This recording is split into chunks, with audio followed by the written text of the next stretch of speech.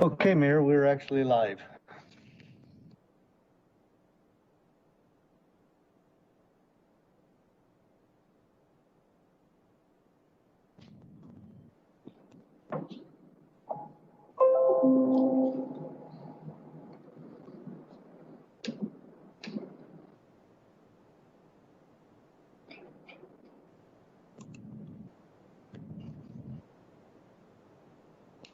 Hi, Mr. Clerk. We good to go? We are good to go. Excellent. Thank you so much. Really appreciate it. Hi, everyone. I hope everyone's doing well. You certainly look good. And let's call this study session to order. Mr. Clerk. Nick Santa Cruz. Here. Mr. Cunningham. Here. Mr. Durham. Here. Mrs. Lee. Here. Mr. Fimbres. Here. Mr. Kozaczyk. Here. Mayor Romero. Here. Thank you so much, everyone. We will start with our agenda item that we usually have. It's our COVID-19 update. Time has been set aside for an update on COVID-19 emergency. Like I usually like to do, I try and set it up as to what we're going to discuss during this item. It's usually really long, so I'll give you a little bit of an outline. City Manager Ortega will be starting the conversation with testing and an update on testing and how we are. Then we will have a conversation on CARES Fund. Mr. Ortega will continue the conversation. And then our City Attorney, Mike Rankin, will have a 15% third-party food delivery conversation, just to give us an update as to where we are and what we can do as a city. And with that, I will have the City Manager give us an update on testing. Mr. Manager. Mayor, thank you. Appreciate the opportunity. Let me see here. I'm going to get the info out. So we have started testing at Udall Center. At El Pueblo Center. So far, we've tested about 125 people. The Udall Center has been up and running since the 7th of August. We've tested 5,500 people at that location. And I know, Mayor, that we're coordinating on a variety of other initiatives out there, some at the rec centers, some even closer to downtown. And that's a function of need, as well as, I know, coordination with the county health department and working through that effort. Specific numbers for city employees. We've tested voluntarily 347 employees. Positive tests out of that are 23 employees. Let's see here. Number of family members is 190, so that's no change from the last time. And contract employees are 11. And so we're continuing down the path. I do have that broken down by department. I know that might be of interest to some of you. If you just let me know, I can shoot that to you whenever you like it. I'd be happy to send it out to you. So, Mayor, overall testing has gone well. We had a little bit of a struggle getting some of those sites up and running, but I think we've got it worked out, and so we are moving down the path now of providing that testing. And it's a very targeted testing. I did get wind this morning that there is some question about invoices that are paid and so forth. As you know, we have, it's a little slow in terms of getting you the financial numbers specific to the testing. Part of that is ensuring that there were prior authorizations given to the vendors, making sure that we have the paper trails that are necessary, because I do expect that this will be part of the audit that we'll see here in the not too distant future. So far to date, it looks like we've spent about $180,000, not including outstanding invoices that we have now. Mayor, happy to answer questions regarding the testing. I do have staff available as well if you'd like to get into any kind of detail. Thank you, Mr. City Manager. Really appreciate the conversations that that I've been having with County Health Department, as well as with the University of Arizona We've really had good meetings to make sure that we are paying attention to the outbreak of cases at the University of Arizona. I know that the county stood up pop-up testing just outside of the U of A with the help of the city of Tucson and Councilmember Kasachek, and that we are looking at an outbreak. And so we want to make sure that the city of Tucson is working in partnership with the University of Arizona and Pima County to squash the proliferation of cases at the U of A. Pima County has really put out very deliberate actions that need to be taken by the students and, of course, the property owners in the high rises just outside U of A campus to make sure that that we quash the proliferation of cases. The other portion of the testing story is that the South Side had been a hotspot for the city of Tucson.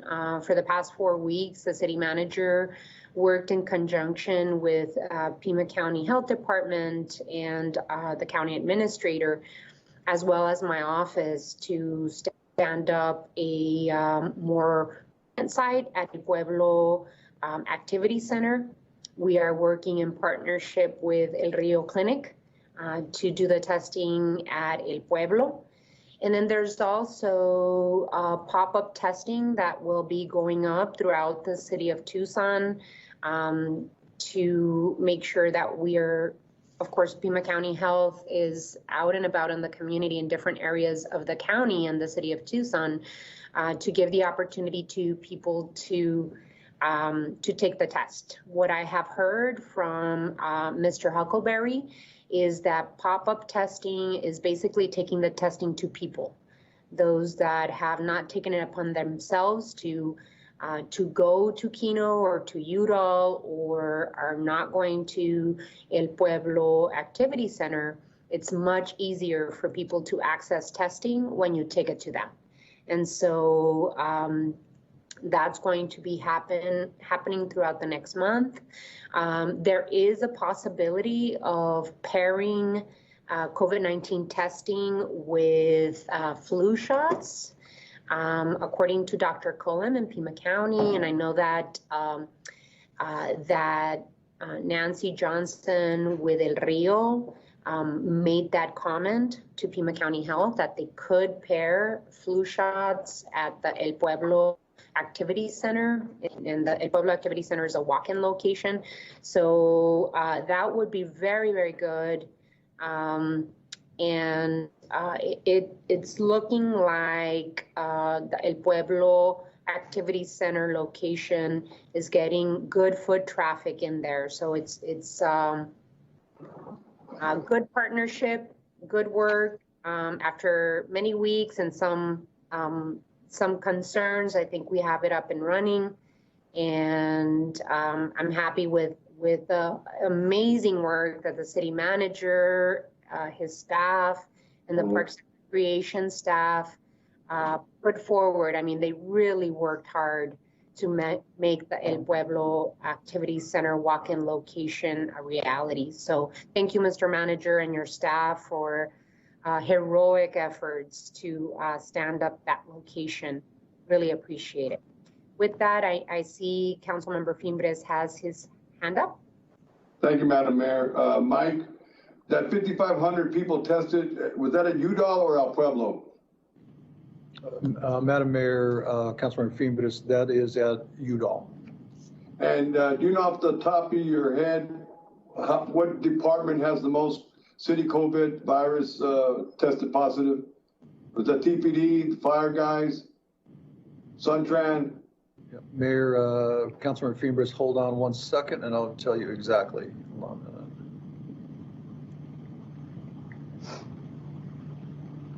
minute. So TPD is the current leader there. They're at 30.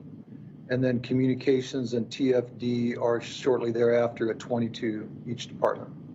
Thank you. And the other thing, I applaud your efforts and Nancy Johnson's for also providing the flu shots. I'd like to make a recommendation. If we're going to be doing pop-ups, I'd like to see us go to identify assisted living facilities where there's a lot of folks that are bed-bound and homebound, that we can provide both the flu and the COVID virus testing to help them. I know we had a problem with our numbers driven up because of Sapphire, which is in Ward 5, the numbers there. So if we're going to assist in that area, that would help us too and make sure. And then I applaud the efforts of flu vaccines are just as important, we're hearing. Thank you. Mayor, Councilmember Fimbres, I think as the mayor mentioned, the pop-up testing is really an opportunity, and we're working very closely with the county. They're really identifying the locations, and we're supporting it. So we provide them support. So we will certainly encourage them to have that on their radar screen in terms of those assisted living facilities. Thank you. Because, Mike, a lot of those are mom and pop worked offices, and I don't know if they're on the radar or not, but we could put that out there so they can contact the number so they can also get the assistance down there. I appreciate it. Thank you.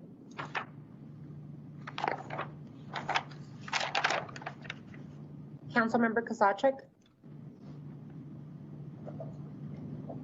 Yeah, I agree that to the extent that we can co-locate the COVID and the flu shots, that's a really big deal right now. All the updates that we hear from all of the health professionals, the biggest concern now that we're kind of trying to manage the reopening of the campus is what happens a month from now or 6 weeks from now when, quotes, flu season hits again. By then, hopefully, we will have maybe gotten the surge around campus under control, but then we can be back right behind the 8 ball again. So I think that's a really big deal that we try and achieve that. Quick update on the towers, on the private apartments around campus. We did more testing right outside of a couple of them on Sunday. We'll get those results today. All of the indications are, though, that those congregate settings are doing what congregate settings do. The infection rates are high. The voluntary shelter-in-place recommendation that the president of the university issued a week ago, our observation on Sunday evening was that kids are still going out, and some of them were driving to the airport to pick other kids up who had flown out for the weekend. So while hopeful, we were all 20-year-olds once, and we did what 20-year-olds do, and that is pretty much blow off the shelter in place. That's what's happening now. I'm also troubled to see that on some of the tower websites, they still have an indication that masks are not required if people are not symptomatic. And to me, that's just irresponsible. It's counter to what the CDC is recommending and all the county health and all the health professionals. And I am hopeful that the county does not have to go in and start quarantining buildings. My hope is that the university would use the leverage that they have to compel testing prior to continuing even virtual classes. We've got 30 to 35,000 students out in the community who wouldn't otherwise be there if the U of A hadn't opened, and that's really the only leverage that we have to compel testing. So I hope they play that card. And then on an additional note, Dr. Birx from the White House Coronavirus Task Force visited the University of Arizona campus, and President Robbins invited me to be there to have a conversation with Dr. Birx. It was very, very informational. And she's doing a tour of campuses, university campuses throughout the country. She was very impressed with the mitigation plan that the University of Arizona has for students that live on campus, yet wanted a little more definition on the mitigation plan for students that live off campus. And so she seemed concerned about the spread of students, especially those that live off campus, because of their potential for interacting with the community. And we're going to keep a close eye on mitigation strategies that Pima County Health Department has in terms of recommendations and what they want to push forward. And I think that if we advocate with the students, that the next 14 days be, that we be as careful as we possibly can, it would be very beneficial in terms of cutting the spread of COVID-19. So we'll keep the mayor and council posted on what we hear from Pima County Health Department and the University of Arizona, and give you updates as we hear the information, or as the city manager hears the information from the county, as he usually shares it with you through email presentations. So any additional comments or questions on this part of the item? Mayor. Madam Mayor, can you talk a little bit about the enforcement team that the TPD and UAPD is working together on? All righty, Mr. Manager, can you respond? Sure, Mayor. Thank you, Councilmember Fimbres. Before we leave the testing, Mayor, I appreciate the positive comments from you and Councilmember Fimbres. But it really was a team effort. The staff really took it and ran with it. So really kudos to Tim, who's in his interim position, and the staff that went about that. So I'm going to give you a little bit of background. I apologize for being long-winded on the enforcement, but I wanted to let you know the evolution of this. I'll say mid last week, really became obvious that there was a need for reminding some of the folks around the university, and I'm going to say not even necessarily students, but obviously mostly students, that they needed to practice some of the social distancing, et cetera, and face coverings. So I had suggested that maybe we send out a joint letter. The city, maybe the county had not spoken with them at that point, and some other entities. As the week went on, that was translated, not only the letter, but that conversation was really translated into, we'll call it a handed approach to the businesses, et cetera. So on Friday, what I'd suggested to the chief was that we would go out. We know that there's been some complaints working with the health department in some areas, some businesses that were struggling to keep folks separated and mask wearing, et cetera. And so I asked the chief to go out and have conversations based on complaints. So once we know where those complaints are or where those businesses are, they go out and have that discussion. We had been getting some, I'll call them repeated complaints. But in the meantime, we also had a conversation with the county. County said, hey, we're on board, engage us as you see fit or appropriate. In our conversation as late as yesterday, the county administrator had suggested that we may be able to fast forward some of this by taking pictures of I'll use the term bad actors, where they can use it in their health department enforcement activities.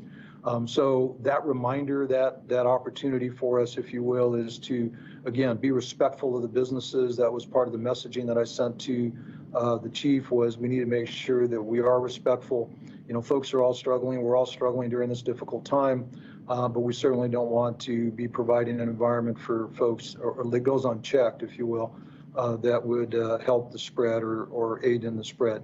So at this point, in summary, the conversation is really one of reaction when we have folks that are not complying, also coordinating very closely with the county. County has suggested, again, taking pictures, which would help them in their moving of the enforcement effort on their end. Mayor, happy to answer questions. Hopefully that's the summary you were thinking about.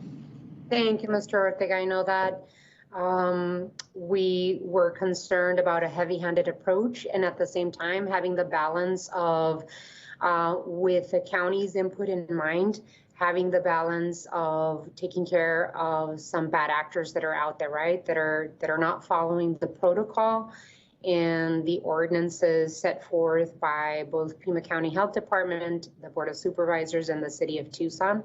And so Mr. Huckleberry did ask the City of Tucson to partner with them in helping keep, students and community members attending different areas close to the University of Arizona, that they follow, CDC guidelines and Pima County Health Department guidelines, as well as mask wearing ordinance by the mayor and council. And of course, we have to make sure that we approach both community members and the businesses around the University of Arizona with respect, and mostly to give information and ask for compliance, and then deal with the bad actors that we have as a community have to take this very, very seriously, and be mindful of the potential for spreading, especially in areas where alcohol is served. So that cooperation with the U of A and Pima County Health Department and the City of Tucson, as well as TPD, will continue. And we will be looking at the results of the mitigation efforts within the following weeks to see if it's helping. With that, I'd like to move on to the next area of the conversation, which is the CARES Act funds. Mr. Manager, if you'd like to go over the areas that we still need some direction to give you direction on. I just wanted to thank you for including the additional funds. I advocated, I hope my colleagues on the council will agree, I advocated for additional funds to be included from the CARES funds to be included for rent and utility assistance for workers and families, additional funds for nonprofit continuity grants, as well as entertainment venue and small business grants. And so that was included in the direction that the city manager put in his memo. So I appreciate, Mr. Manager. I know that right now, more than ever, community members, small businesses, nonprofits, entertainment venues, arts and culture organizations, as well as workers and families need this additional infusion of funds. We are losing unemployment benefits that added additional money into the pockets of people that are not working. And unfortunately, Congress is not acting on a relief package. So I think that the most appropriate action that mayor and council can take is adding additional refunding or putting additional dollars into the effort, putting money back into the communities. So with that, I'll throw it your way, and you can walk us through your recommendations. Thank you, Mayor. If you don't mind, before I do that, I would like to give you an update. You had asked me for some information with regard to the rents for nonprofits and also the childcare, thoughts on using the CRF for childcare, which was in the original strategic plan. It should be fairly quick. So first of all, in my memorandum dated September 17th, I'd made a recommendation that the council consider using the same FPA either with the YWCA or with Catholic Community Services for that $500,000 that was allocated as a part of the strategic plan. So I don't need a decision on that right this second, but if you did give me direction, we could get moving on that. But I just wanted to point that out. That was in the materials that I provided to you.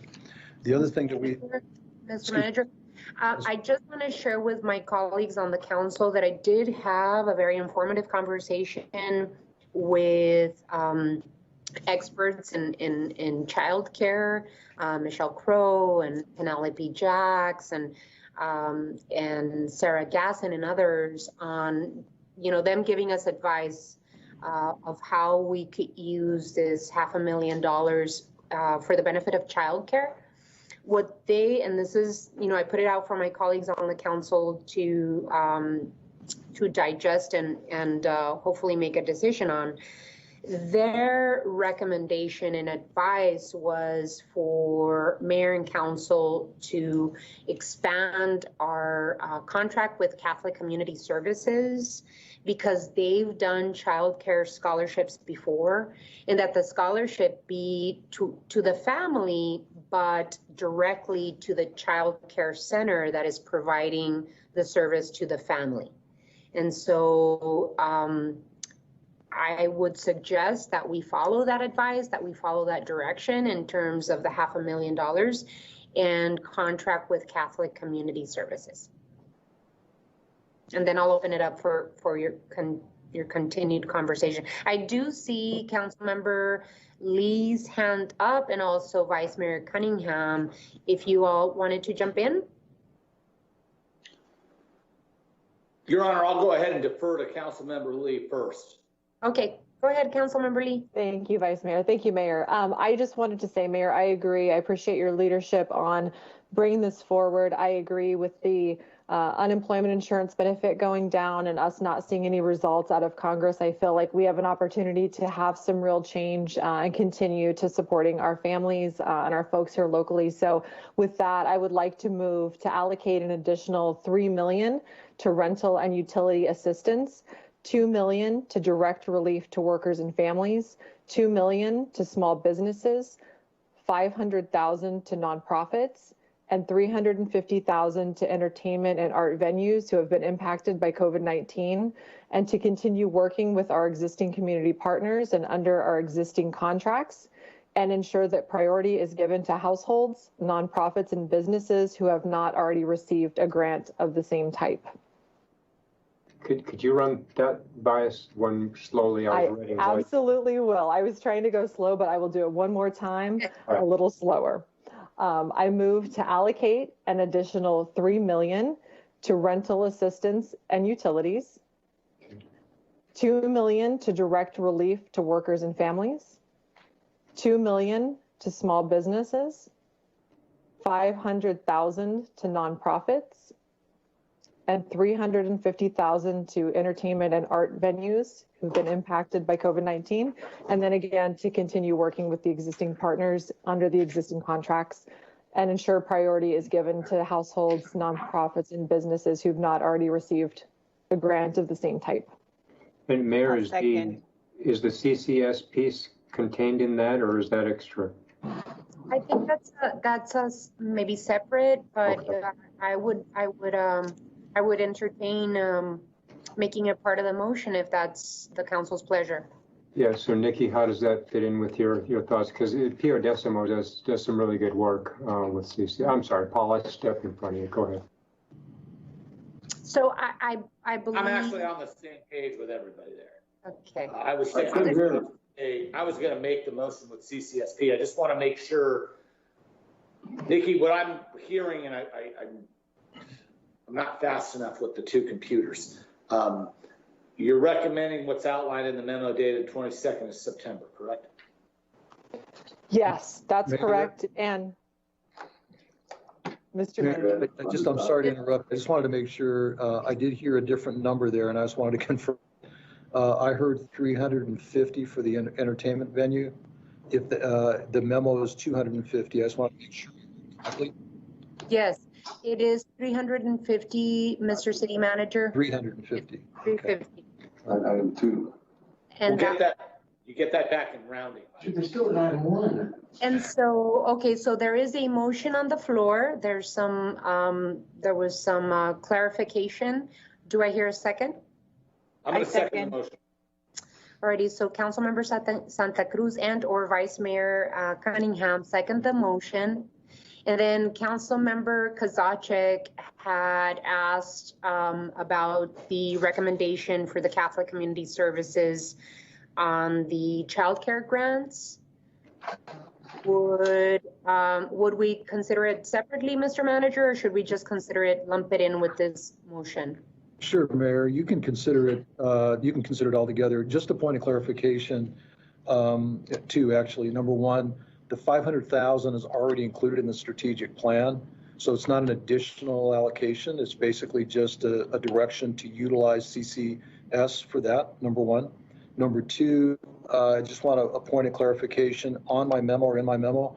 I also distinguished the 3 million in rent and utility from residential to small business, and I had a breakdown of 2.5 million for residential, or basically families and individuals, and 500,000 for businesses. I just wanted to confirm that that is a part of the motion. That's all.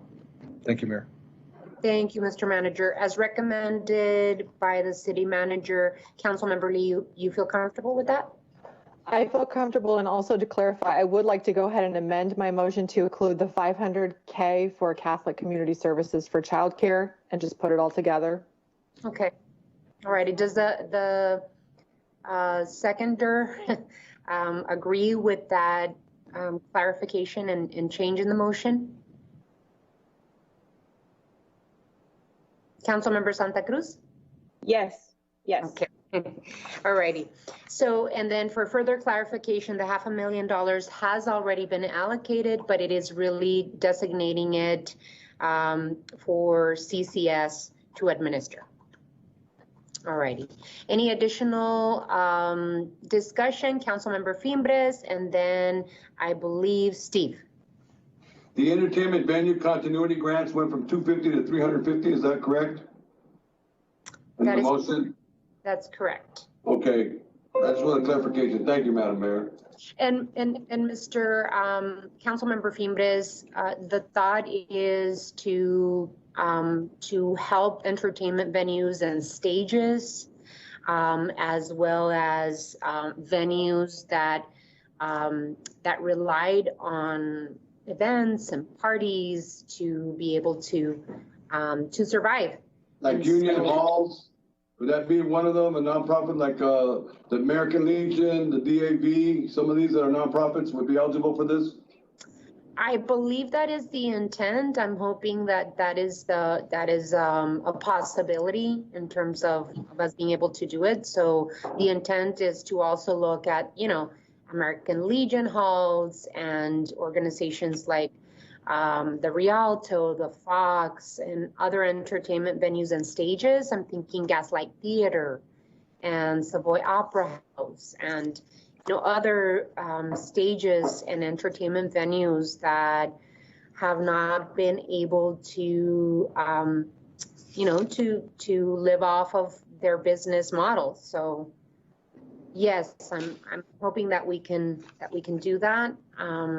Vice Mayor Steve, I think it's Steve, and then Vice Mayor Cunningham. I was just going to ask for the friendly amendment to include CCS, and Nikki took care of it. Vice Mayor? Your Honor, with pertaining to the Savoy Opera House and the Gaslight, which are both in Ward 2, they're kind of in a unique situation because the Gaslight operates as a theater, but also, it's in the same realm as basically a movie theater. It's kind of gotten hit really hard with this. Moreover, the Gaslight's a really great program in that there are multiple young artists and young performance artists who get their start at the Gaslight. The other one I wanted to bring up was Savoy Opera House, because Savoy Opera House shouldn't be limited to just Savoy Opera House. It should be all of Trail Dust Town. Trail Dust Town not only does the Savoy, but it also does the Wild West Stunt Show. And that place packs it in about 95 people every single night, 2 performances a night. And their group of players are some of the best Wild West Stunt Show people we've ever had. Not only that, because there was no filming and none of the other things going on, a lot of those performers who cross over sometimes to the Gaslight just got hammered. And so I just want to I know that, we're not supposed to, there's a grant application, and I know we want to be transparent and give everybody a fair shake, but I really want to advocate for those 2 groups. Thank you, Vice Mayor. No, Madam Mayor, I think the key is nonprofits, correct? No, that is not correct. That there's some American Legions that are not nonprofits. So we want to make sure that the rules are put together flexible enough to, if they have a 501c3 or are a small business as well, that they can apply for these funds. So it's based on need. Based on need and following on the process that we've used with other small businesses, but it could be a nonprofit or it could be a small business as well. Okay, thank you for the clarification. Of course, no problem. If there's no additional discussion, all those in favor of the motion signify by saying aye. Aye. Aye. Aye. Any opposed? Motion passes. Thank you, Councilmember Lee, and thank you, everyone. Mr. Manager, I know that you have additional reporting to do. Just a point of clarification, and I'm glad that Councilmember Fiembres asked that question about the criteria. What I'd like to do is let me take a stab at putting together the criteria for that, because that's going to be a little bit more of a challenge. We don't have the other categories are very specific, either to nonprofits or to businesses. So let me try to put some language together that I can bring back for you. Hopefully I can get that back to you at the next meeting, and then you can give me the nod on specifically that entertainment venue piece, okay? Okay, Mayor, thanks. I'm going to keep moving through the information I've provided you. The other thing to do was look at potential forgiveness of rent for nonprofits or others that use our facilities. We do have some private businesses that use our facilities as well. And so the council had asked me to explore that. First of all, the annual, I'll use the term rent or lease payments, is about $139,000. The thought was if we were to forego that for 9 months, the cost is about $104,000. Okay, that's the easy part. The more difficult part is some of those facilities were purchased with federal money. And part of that means that we have to return those dollars to the Highway User Revenue Fund. So we don't necessarily have the authority just as administratively or even legislatively without checking with FTA. So as I outlined in my note, we've reached out to FTA. We've asked them for guidance. We've asked them for either foregoing the rent or deferring the rent. And so we have yet to hear from them. So I've given you a couple of scenarios that we might want to consider, you might want to think about. So first of all, if FTA comes back and says that we can forego the rent, my recommendation is that we would forego the rent from April to December, which is the 9-month period. If they come back and say no, then we would need to think about maybe a deferment. And so the thought is maybe we defer it for some number of months, and I've got a scenario there on how we do that. My concern with the deferral is this, though. If we defer the rent, that implies that it'll get paid back over time. Well, if you do the math, it can run up, it can really demonstrate a pretty large increase going forward. And so I'm a little nervous about that for folks, because if the economy doesn't turn around and we're now contractually obligated with some folks for an increase in their rent going forward, that could be a challenge for us. I'm not ready to tell you that's a huge problem, but I did want to let you know we did do the analysis. And as I outlined in my memorandum, there are some options there for you to consider. I'm hoping that by the next meeting, we'll hear back from FTA. They can give us some guidance, and then I can bring back a more formal recommendation for you to consider on those. Now, there is an opportunity if you wanted. There are a few nonprofits and businesses that have non-federal funding associated with the facilities. You could give me direction to address those now. I'm not recommending that because then you're going to potentially have one nonprofit in one building and next door have another nonprofit that doesn't get the same deal. that could be a little bit of a challenge for us going forward. So I'm not recommending that right this minute, but that is an option that's available to the council, Mayor. That's all I have on that item. Mike, can you send us a list of what all those nonprofits that are available that would fit that category? Mayor, I'm happy, Mayor, Councilman Fingers, I'll send that out to you. Thank you. Mr. Manager, it looks like Joyce Garland had her hand up and Okay. wanted to speak. Joyce, do you the floor? Thank you, Madam Mayor. And I'm sorry for the interruption. I just wanted to clarify the dollar amount. As Mr. Ortega mentioned, the amount that he gave, the annual amount of $138,000, that's for the nonprofits that are in buildings that are not federally funded.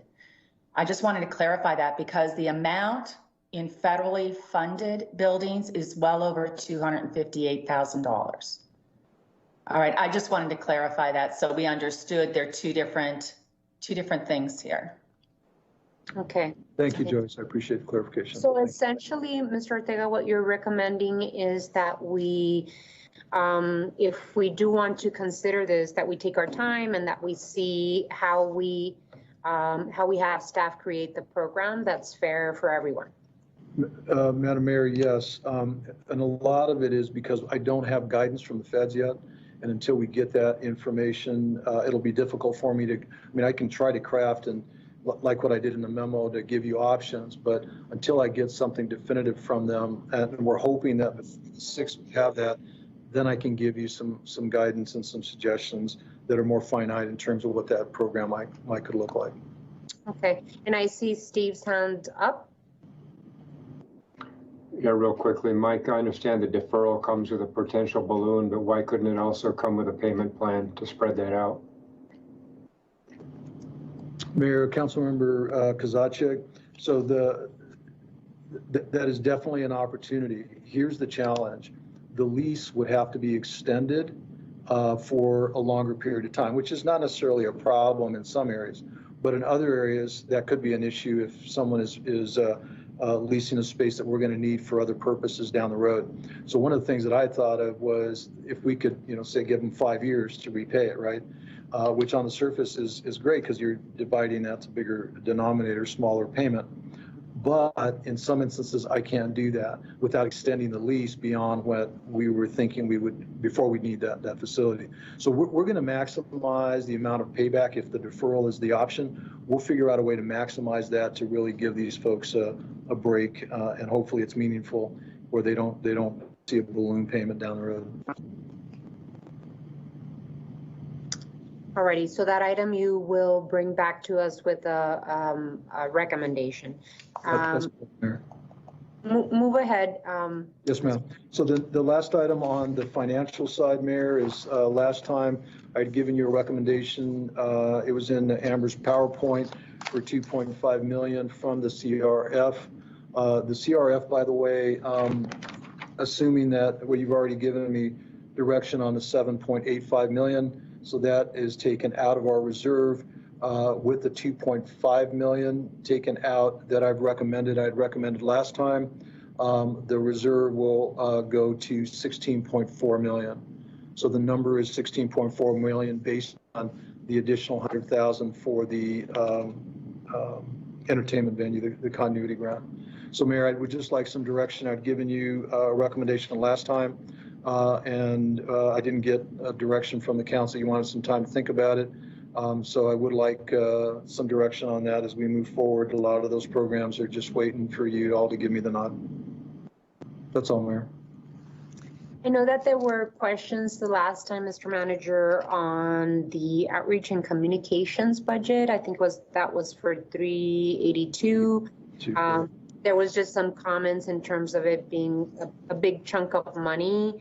And I'm just thinking comparatively to what we allocated for the census, we allocated $250,000 for the census versus 382 for this portion. And then there were some questions about the additional funds for IT, which is telework and e-government. And if there was additional information on the strategic plan on how we're using that money on IT. Absolutely, Mayor. And so what I'll do, Joyce, I know you're on, if you can help me with that. I know we provided you some more detail on the IT. I can tell you on the outreach and communication, if the council would like me to revisit that again, I'm happy to do that. If I could get direction on the rest of it, I can bring back either a more detailed analysis of the outreach and communication if you're not comfortable, or a lower number. I'm good with it. I just need direction on the rest of it. But Joyce, would you mind helping me with the information we previously provided on that IT information? Thanks. Certainly, and most of the information was provided in the PowerPoint that Amber gave at the last meeting on the IT information.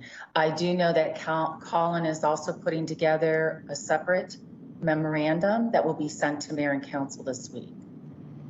Excellent. So the PowerPoint that Ms. Kerwin presented to Mayor and Council the last time does have a review of how that e-government and cybersecurity is, planned to be spent.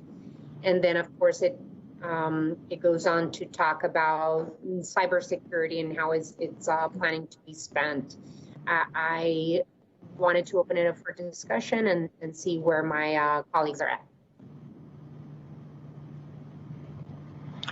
Mayor, just for a point of clarification, the PowerPoint, it was slides 67 and 68 that are there. I'm happy to put them up on the screen if you'd like to see them as you're thinking about your questions.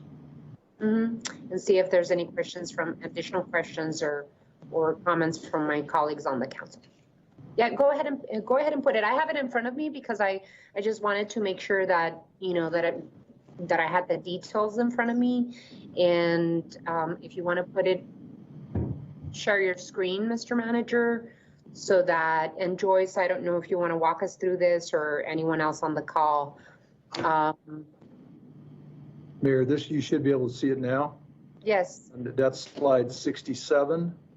And then the next one is 68 that also has some information on that as well. So I'll keep it on 67 unless somebody wants me to change it to 68. All right, and Madam Mayor, I think some of it is self-explanatory, but I can certainly talk about the conferencing communication tool. So as you know, as we went home, we didn't have a way to answer telephones or to communicate in that manner. So we had to get software, we had to get other pieces of equipment so that we could, if someone called our place of business, it would route to our computers and then we could answer those phone calls. So you'll see that we have some communication tools. We have phone system upgrades that needed to be done in order to do that. And then workflow automation and signature. So we were used to working on paper documents and working from home without having printers and scanners for most of our workforce that was working from home. We actually had to have software in order to do e-signatures and to have signatures that will actually hold up to the state statutes and other legal requirements. Again, Audio Bridges does have to do with the communication tools.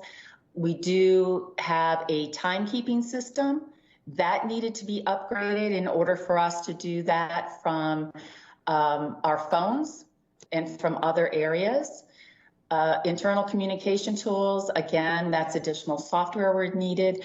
We purchased well over 29 computers for the workforce to go home.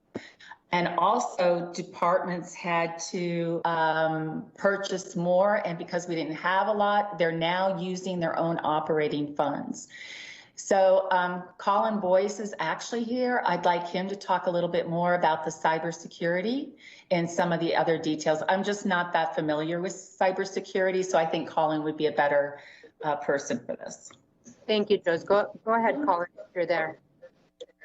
Good afternoon, everyone. So one of the things that we looked at with people that have remote computers, or they have computers and they're using it from a telecommuting perspective, putting something on a device that's able to keep us compliant with both CGIS, PCI, as well as HIPAA requirements was important. So what this tool does is it locates sensitive data And as that data is leaving that device, it's able to alert as well as prompt the user that this is taking place. Another challenge that we addressed, or we needed to address, is obviously if you have devices that are roaming devices and they're lost, we want to be able to recover the data that's on that device, so we can understand how bad the breach is. B, we're able to recover this person's data so they're able to continue to work from this remote device or on a new remote device. And then last but not least, obviously we are telecommuting right now, and that has a heavy load on what we do from internet connectivity. So we are deploying a denial of service mitigation tool. And what a denial of service mitigation tool does is, if someone tries to flood our internet bandwidth, congest it, if you will, with traffic, it allows us to scrub that traffic and allow the most priority traffic to go through that line, kind of cut through the queue. So the best example I would give is, good traffic would be like a police engine or a fire engine. It's able to go through that congestion, and the bad traffic, we would be able to drop it or move it off to a different place, allowing the city to continue to function in this e-government telecommunication situation that we have today. Thanks, Colin. Appreciate it. No problem, sir. Mayor, other questions? Thank you. I just have two questions. One is the $382,000 in public communications and outreach already spent, or is that a budget that staff is asking that has not been spent? And then the second question I have is that on telework and e-government, we had allocated $3.2 million, but 0.2 was spent. There was an additional $1 million that we overspent without mayor and council approval in terms of how we're spending the money.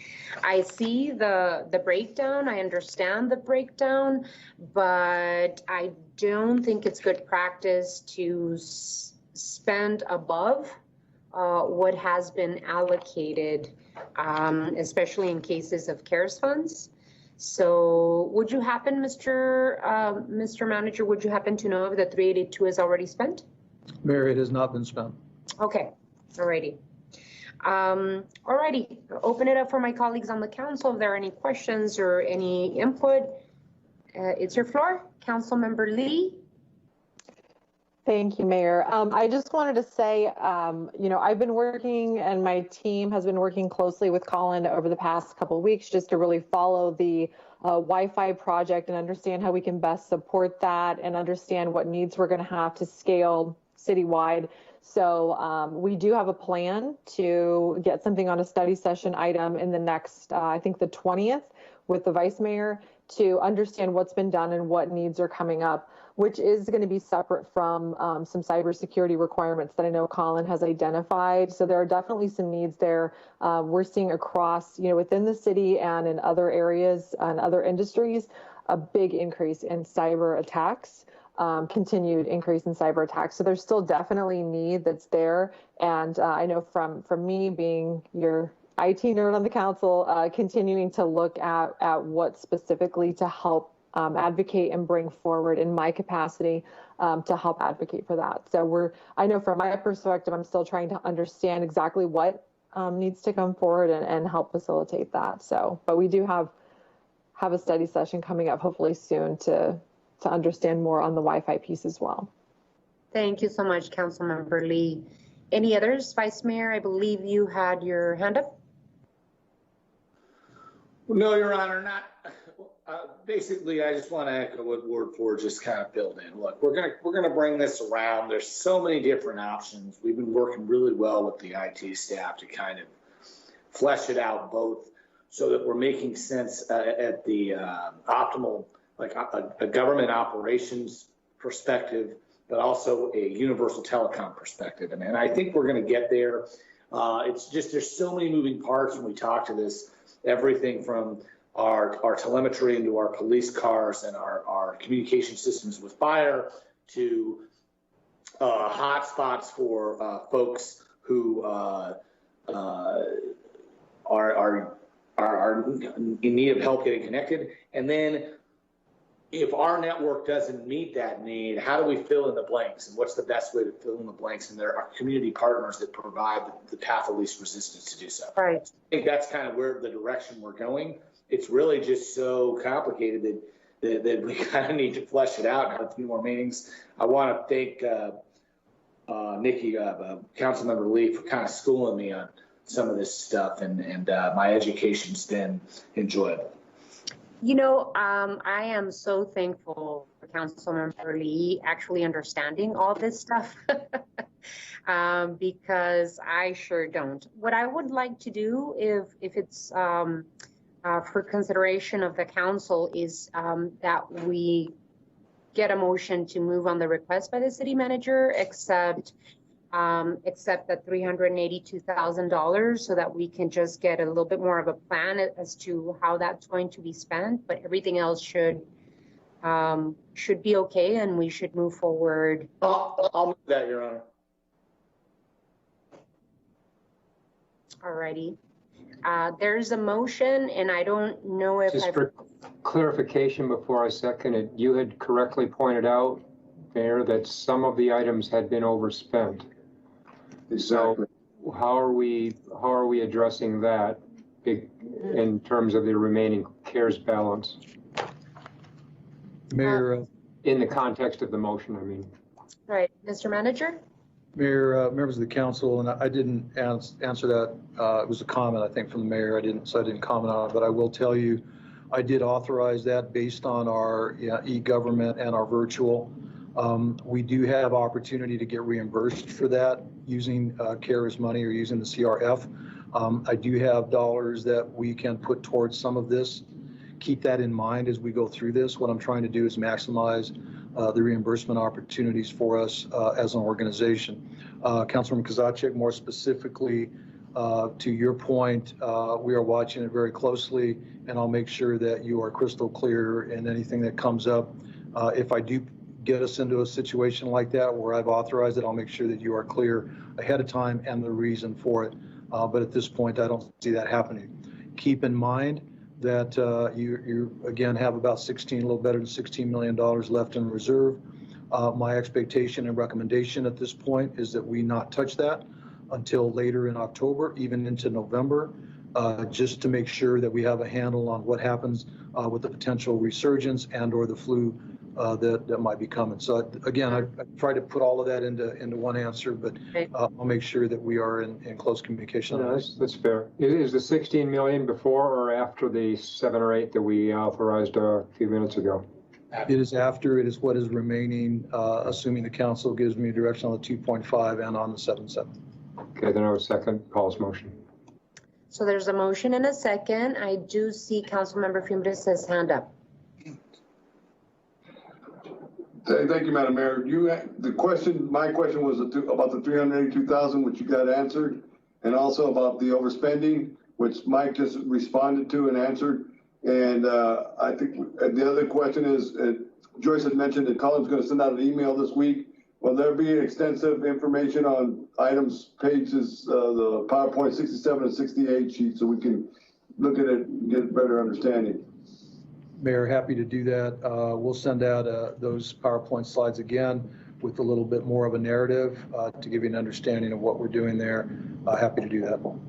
Okay, the other question, Steve just said, and I didn't get it all, there's $16 million still in reserve, correct? Or is this minus what we're just deducting now? It's the 16 million in reserve. There'll be 60 million in reserve. Okay, thank you. Councilmember Lee, did you have any other comments? Nope.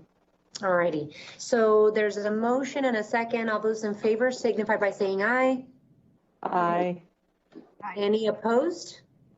Motion carries. Let's move on to the third portion of this item and then finish it off. This is 15% third-party food delivery cap. Mr. Rankin wanted some space to talk about this item.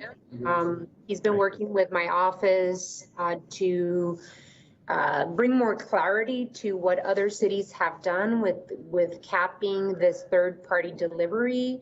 I do want to make note for the record that my office and Mr. Rankin did meet with representatives of DoorDash to get more information and input, and I'll leave the comments made by DoorDash to the city of Tucson up to Mr. Rankin. Mr. Rankin? Thank you, Mayor, members of the council. I wanted to give you an update on this issue, the development of regulations. Once you kill your development of regulations of these third-party delivery services, such as Grubhub, DoorDash, and others. In particular, regulating the commissions and fees that they charge to the restaurants, which of course right now is a critical issue since restaurants are operating under restrictions relating to the pandemic. And it was important to do some due diligence on this to get a better understanding how this whole operating model works as between these services and the restaurants themselves, as well as to try to identify best practices and the types of regulations that are coming out now across the country to try and deal with this issue. And as the mayor said, with the assistance of her chief of staff, we thought it was important to get some feedback from the industry itself that would be regulated, and we had a meeting with DoorDash.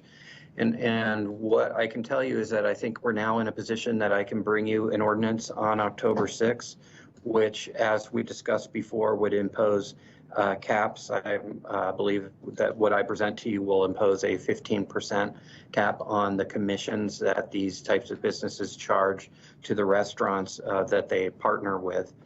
But we've also been able to identify certain other critical elements of these types of regulations that I'm going to include in what I bring forward. So I wanted to make you aware of those in case there are any questions. First of all, it came to light that some of these businesses engage in a business practice called non-partnership, where they actually list restaurants through their site to provide delivery services, even though they don't in fact have a partnership agreement with that restaurant. And this has been very problematic for restaurants across the country because the restaurant may in fact want to do their own delivery service, or they may not want to engage in delivery service for various reasons. And so some jurisdictions, including now the state of California, has prohibited that practice altogether. And that does appear to be best practice nationwide. And as I bring the ordinance forward, I expect that to be a key component of it. But beyond that, what I'm expecting is that the ordinance will be shaped such that it will be most protective of local businesses, local restaurants. As it is, larger national chains already are in a better bargaining position with respect to these types of services and are able to get lower fees and lower commissions.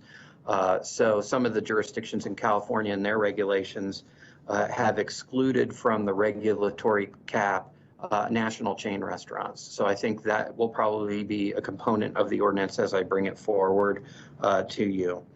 The ordinance will allow for a implementation period, so it'll give these services and the restaurants with whom they have contracts a period of probably 10 days from the effective date of the ordinance in order to make the change so they can update their billing practices, et cetera. The ordinance, in terms of the cap, the duration of the ordinance will be tied to the same time that there are restrictions on the restaurants in terms of their dine-in services. That's sort of the period where they're sort of held hostage to the delivery of food as opposed to their dine-in services. So we will tie it to the emergency situation that we are currently in. And then I think it probably is fair, and this is an issue that the delivery services brought forward, is that they actually provide different tiers, different levels of service to restaurants that choose to contract with them. And so, for example, they have a base service that this cap would apply to, which is that they list the restaurant and you can order food through the restaurant and then they'll deliver it using their drivers. But they charge for other services where they will actually advertise a restaurant on the banner, or the restaurant will be featured in order to attract the customer's attention. And the restaurants pay more for those services. And those really aren't the services that we're trying to regulate. We're just trying to regulate and put a cap on the commission's charge for the basic service of the food delivery for the individual restaurants. So with those points being better understood now that we've been able to dig in and do a little due diligence, I will have that ordinance for the mayor and council's consideration on October 6th. Thank you, I'm Ms. happy to take any questions. Yeah, any questions? Steve? And I don't see anyone else. Go ahead, Steve. So, Mike, with respect to the national, 2 questions. With respect to the national chains, and I'll phrase it versus local, because that's really what the juxtaposition is. Are we potentially putting ourselves in a position, and I'm totally supportive of giving preference to the locals, but you know where I'm headed with that is that, if we're, are we going to bump up against someone for giving local preferences? That would be one question. The second one, when you mentioned about the duration of this being tied to the emergency declarations, that's kind of a tiered off-ramp right now. And so, right now, technically they can open if they, do the, the ready for you things for downtown and, the social distancing and all that stuff. So are you suggesting that this would be back to when life is normal again, or what? What is the, what is that catalyst for declaring the declaration done? So thank you, Councilmember Kozaczek. I'll answer the second question first. I think my intent is to tie it to the time when any limitations continue to exist on the normal operation of dine-in services for restaurants. And if at some point it appears that we're in a position where we could lift the regulation before life has gotten back to normal, if it ever does, then we'd be in a position to do that. And on your first question, the local versus national, I actually think it's very defensible under the case law that applies with respect to these types of regulations. And it is a feature in some of the other ordinances and regulations that I've seen out of California. I do appreciate your sensitivity to our prior experiences about local preferences, but those really had to do with local preferences in our contracting practices where the city's involved in the contract. This is carving out an exemption from the regulation that would otherwise apply. So, and I think at the end of the day, what will happen is that because those national chains already get the lower fees and lower commissions because they have a stronger bargaining position with the third-party delivery services, it's not going to create an uneven playing field. In fact, it's going to just try to even up the playing field. Thank you for that. I do see Councilmember Fimbres' hand up. Did you have a question, Councilmember? Okay. Alrighty. Well, with that, I think it's appropriate to move on to the next item on the study session. We will have an opportunity as the ordinance is being put together by Mike Rankin to ask any questions and any further questions of him, or when we have it in front of us on the 6th of October, I believe, yeah. So with that, thank you so much, Mike. I really appreciate it. And we move on to item 2. Time has been set aside for discussion of the return to transit fare collection and transit COVID-19 response. Mr. Manager. Mayor, members of the council, this is a conversation that I think is important that we have. It's a very difficult conversation. I'm sensitive to that, not only for you, but for the residents of the community. But I do think that as a part of the decision-making, going forward, that you need to be briefed and asked for your thoughts.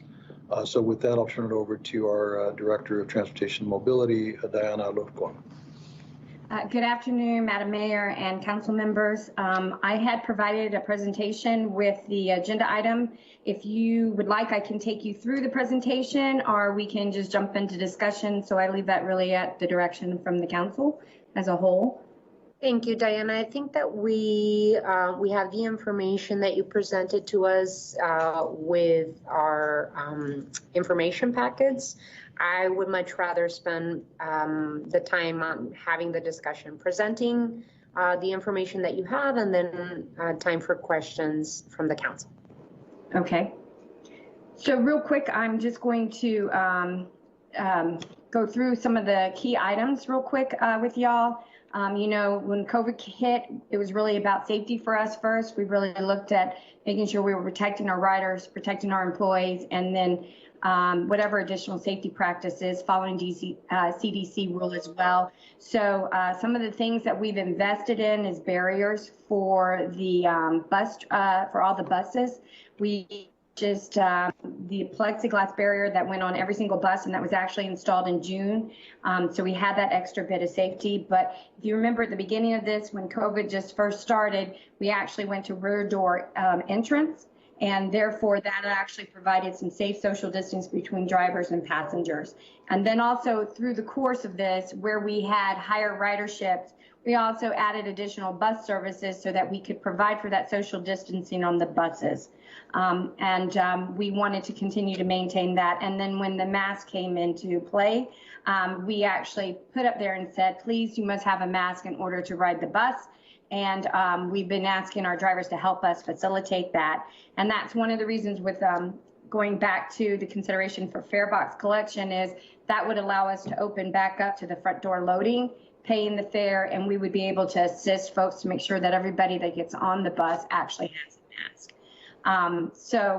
That's one of the things. We also took a lot of steps when it came to safety at our facility in itself. You know, we went right away to folks wearing masks. We went to constantly washing their hands, providing sanitized wipes. We did that for both the folks that were in our maintenance facility as well as on the buses. And then even a step further for our Sun Van riders, we actually went to, it's a little bit more safeguard because they're a little bit more one-on-one with the customer riding the bus. So they actually had some type of cover on their face as well as some protection on their clothing. So we took safety very seriously. That led into it. Well, unfortunately, though, our transit ridership has dropped pretty significantly. And I know that's been a question that y'all have all been asking. And so we sort of gave a snapshot here of what it looked like in 2019 to this year when COVID hit. And of course, you can see overall in SunTran, we're averaging about 20 to 25% down. On the Sun Van operations, we're hitting 60% down compared to last year. And then on Sunlink, we're about 60 to 63% that it's alternating back and forth. We have seen an uptick since the school has returned that has actually brought the Sunlink down. And we've seen a little bit of an uptick on Sun Van. Unfortunately, because our CARES dollars are actually dwindling to the end, we had a partnership with the Teamster Union where we did job sharing in Sun Van so we wouldn't have to lay folks off, expecting that this would be passing and we would need to be ready to provide the service to our community. Unfortunately, that's not happening. So we've recently have worked with our union partners, and we are taking a lot of our Sun Van drivers and moving them over to SunTran, where our vacancies have been sitting frozen at the beginning of this, so that we can continue to make sure that we're providing good service out there for our community. So a little bit about the CARES dollars. We received $44.3 million through the FTA CARES Act. And when we, roughly 44.3, I'm sorry. And so this, we provided in the presentation kind of a layout of how the dollars have been spent. So we were able to start charging or requesting for reimbursement of the CARES FTA Act dollars back to February 20th of 2020. So we went back and all of our operating costs that we had built into, we were able to bill to the FTA through the CARES Act, and we received reimbursements. We did that for January, for February, for March, and April, all the way through August, and now we're in the month of September. We have roughly 2 million, a little over 2 million left that will actually deplete this month. And so from this point moving forward, without fare box collections, this could create an additional burden on the general fund. And so that sort of is a breakdown. I had a question that came over that I wanted just to share. Less revenues is fare box. We also have agreements with the PEMA Association of Governments. We provide services for Orally, for Marana, and for Santa Rita. And we bill PAG for the services, but we subtract the fare box from the cost, and then that's what we bill. So when you see less revenues, those are dollars that we may have been bringing in, even though we weren't billing it during the point of the CARES dollars in place. There are some past bills that we did collect on, as well as for advertisement.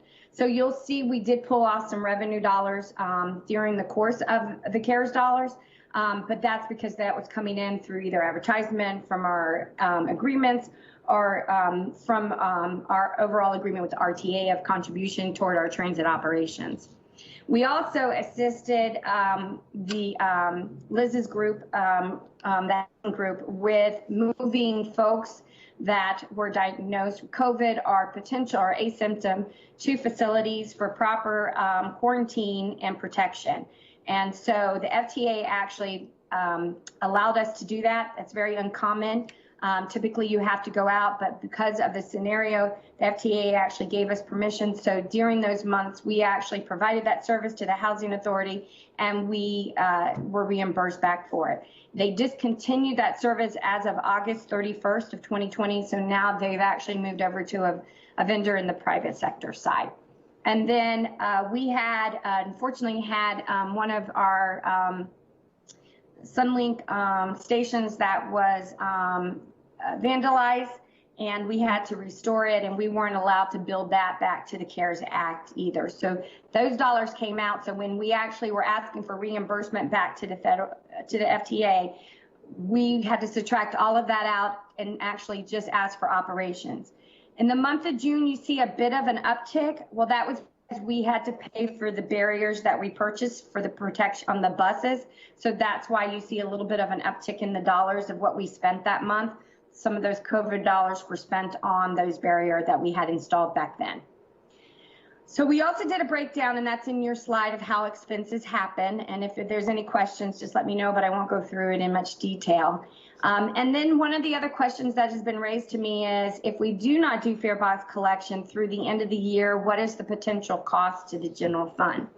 So we tried to put this on a chart to help kind of lead that, but we're estimating that there is a potential loss of about 4.8 million that could hit the general fund through the rest of the year if we do not go to fare box collection. Now, it may go up a little bit higher because of our agreement with our outside agency partners, but we haven't really dug into that conversation with them yet.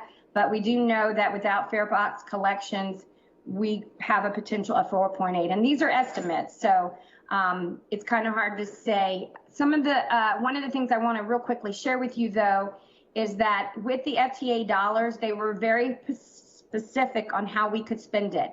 We weren't allowed to go in and say the dollars were replacing fare box. We could only spend the dollars on actual operating cost, and that included any additional costs that we had COVID related. And, you know, not only did we have the barriers we added, but we had the cost of actually providing the proper PPEs for all of our staff over at the Sunvan and Sunlink operations. But we also brought some folks from Parks and Recs over to help us actually go out. We had folks going out regularly every day, cleaning bus stops, bus stations, and the transit center. And we're continuing to do that. And we feel that that is something that we really necessarily need to do on a daily basis to maintain that sanitary area for our guests and our riders of the system.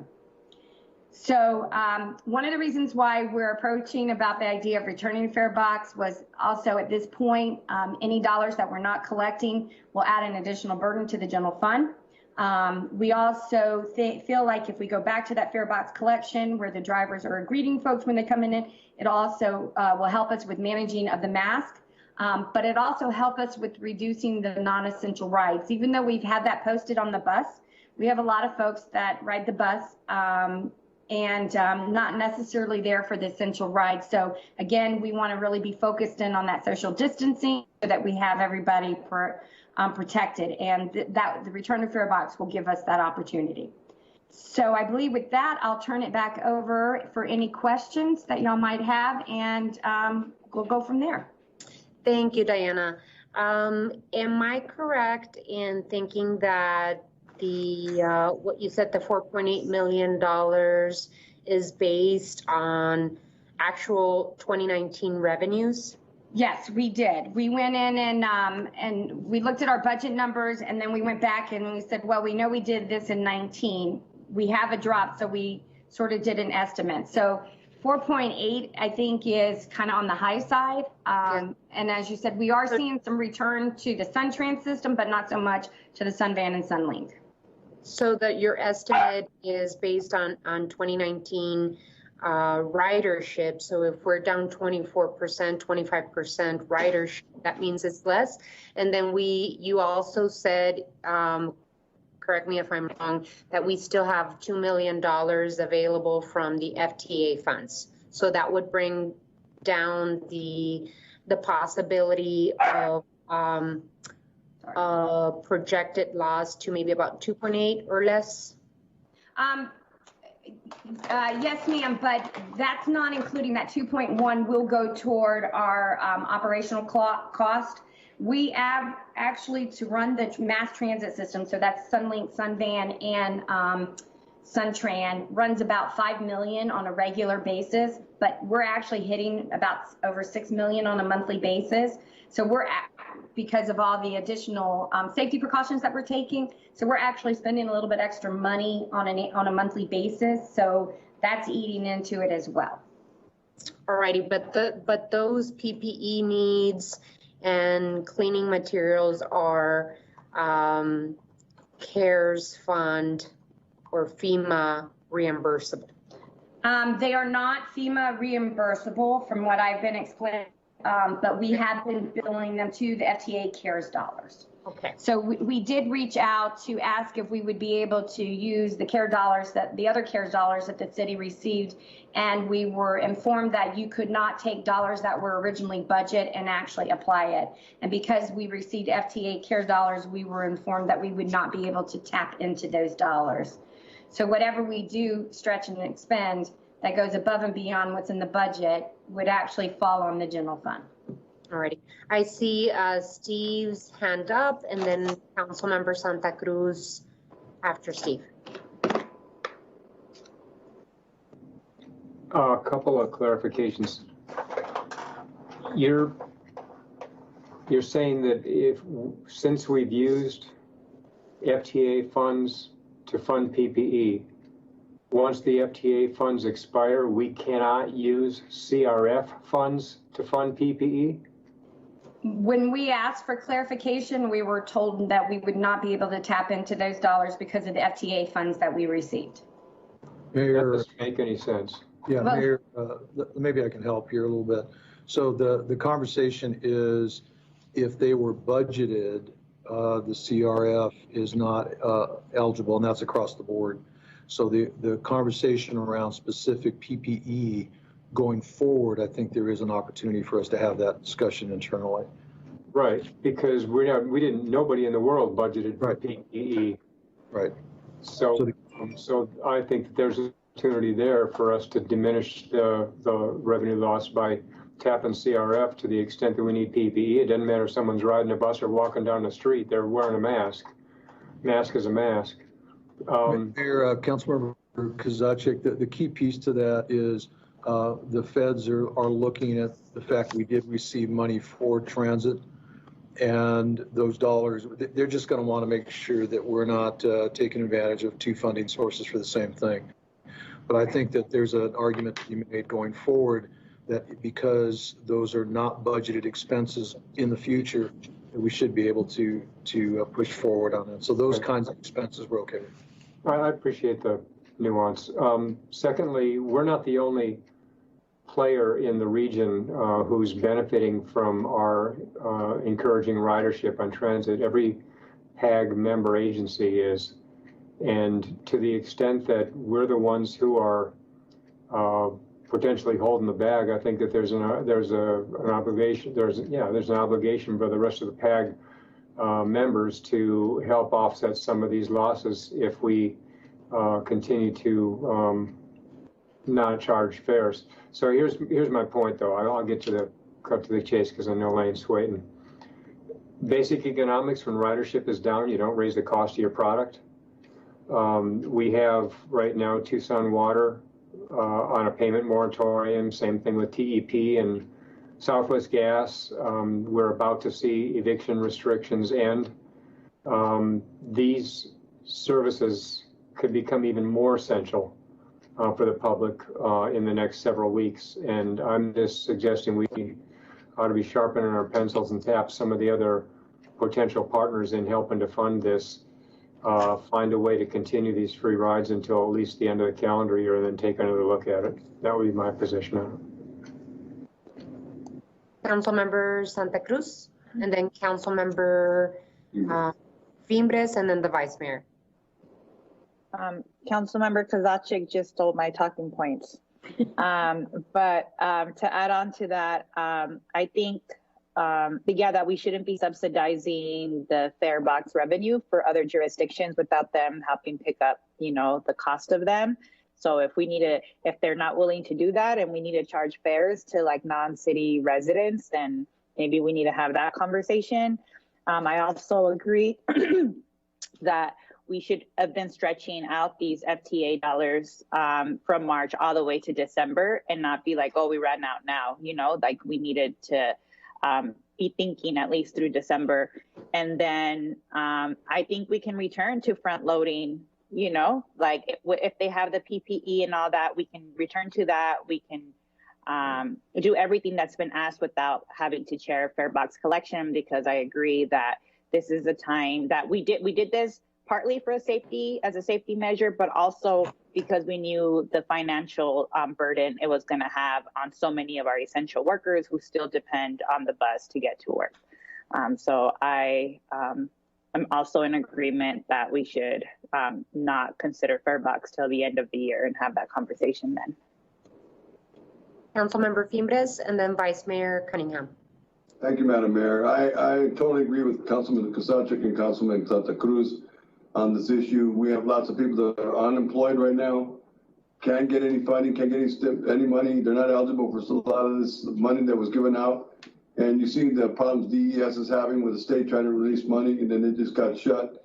And these folks use this to go to stores, go to doctor's appointments, and to work. So I agree. I want to challenge our city manager to find resources to keep this without any charges until the end of the year. And so that my motion will say that the mayor and council direct the city manager to find a solution so that the bus fares are not reinstated till at least through the end of the year, December 31st, 2020, to report back to the mayor and council with his plan. My motion. Second. There's a motion and a second. Vice Mayor? Yes, Your Honor, I second the motion, and we knew we were going to do. I mean, this can be built into the financial plan. With what we pulled in on the FTA anyway, we're not taking the hit to the GF is pretty minimal regardless. The bottom line is this is an opportunity for us to rethink how we do things. Because even if we do get to the point we have to bring fares back, we're not necessarily, with the ridership that we're having and the ridership hit we took because of COVID, maybe we're not thinking about them right. We've been talking about this for a while, going into some long-term community partnerships to make both Sunlink and the bus free universally. And I've talked oftentimes with this body about my trip to Salt Lake City a few years ago, where I got on their light rail and I was trying to pay at the kiosk, and the person said, "No, you don't pay here. We have a free system." I said, "How is that possible?" And they said, Well, you know, the university and the Latter-day Saints Church and the city and the county all pool a special fund in, and it's easier to do that than to sit there and collect money and count it. And I thought that was a really interesting perspective, and it's something that you know, we don't have to go through printing ID cards. We don't have to go through circulating ID cards. We don't have to go through installing and maintaining change counters and all that other stuff. There's all these things that we can actualize. That, you know, it's the principle of when we made the pools free. It was costing us more to collect the money, and so that's not the case with the fare box yet. I mean, there's still something to be said about the fare box, but I think this is an opportunity for us to allow that conversation with evolve. With that, I'm happy to support Councilmember Finvers's motion with the ideas outlined by both council members, Kozachik and Santa Cruz. Thank you. Madam Mayor, I was going to ask the director how many bus drivers have gotten the COVID, been tested positive in her department. Does she know offhand, or does Mr. Ortega know? So we, I'll get you the exact number, but I will tell you that none of the cases have been because of them driving the bus. We've unfortunately had folks that have caught it outside of the workplace, but we have not had any cases where it stemmed on the internally. So of course we follow the same protocol over at SunTrans, SunVan, and SunLink as we do with the city, that if someone's been exposed, they're quarantined and they're asked to stay away, and so that we keep the safety of everyone at the workplace. But we have not had a case reported that we felt was due to interaction with the public or another employee. Okay, I appreciate that. Thank you for your That's work. very good news, Diana. And I too want to attach myself to the comments made by the vice mayor. And I think that, you know, the rest of my colleagues on the council, we're all thinking that because we are really taking into consideration the economic devastation of COVID-19 in our community, and because we have asked for a moratorium on evictions and city properties, on water shutoffs, I think that it is the right thing to do to not charge and figure it out at least until the end of this calendar year. And then with the commentary that the vice mayor made in terms of rethinking our transit system and rethinking how we partner with employers, with large employers in our community as to how we go about our transit system. Because what we need to do, especially seeing these numbers coming down, the ridership, SunTran being 24% down, and some vans 60% down, and SunLink 63% down.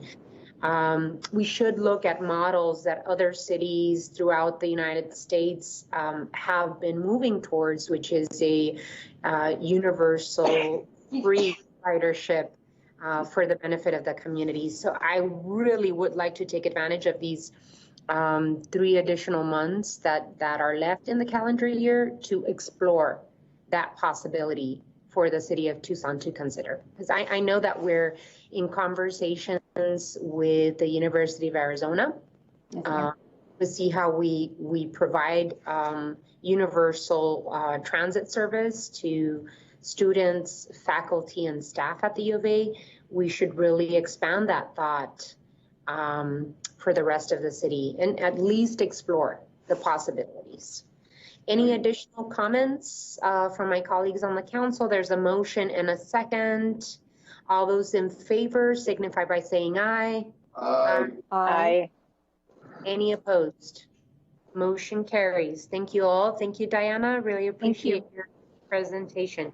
Item 3, this item has been continued at the request of staff, but we put this item on the regular session, so we will be having a financial update on the regular session later on tonight for mayor and council to receive an update from staff on our finances.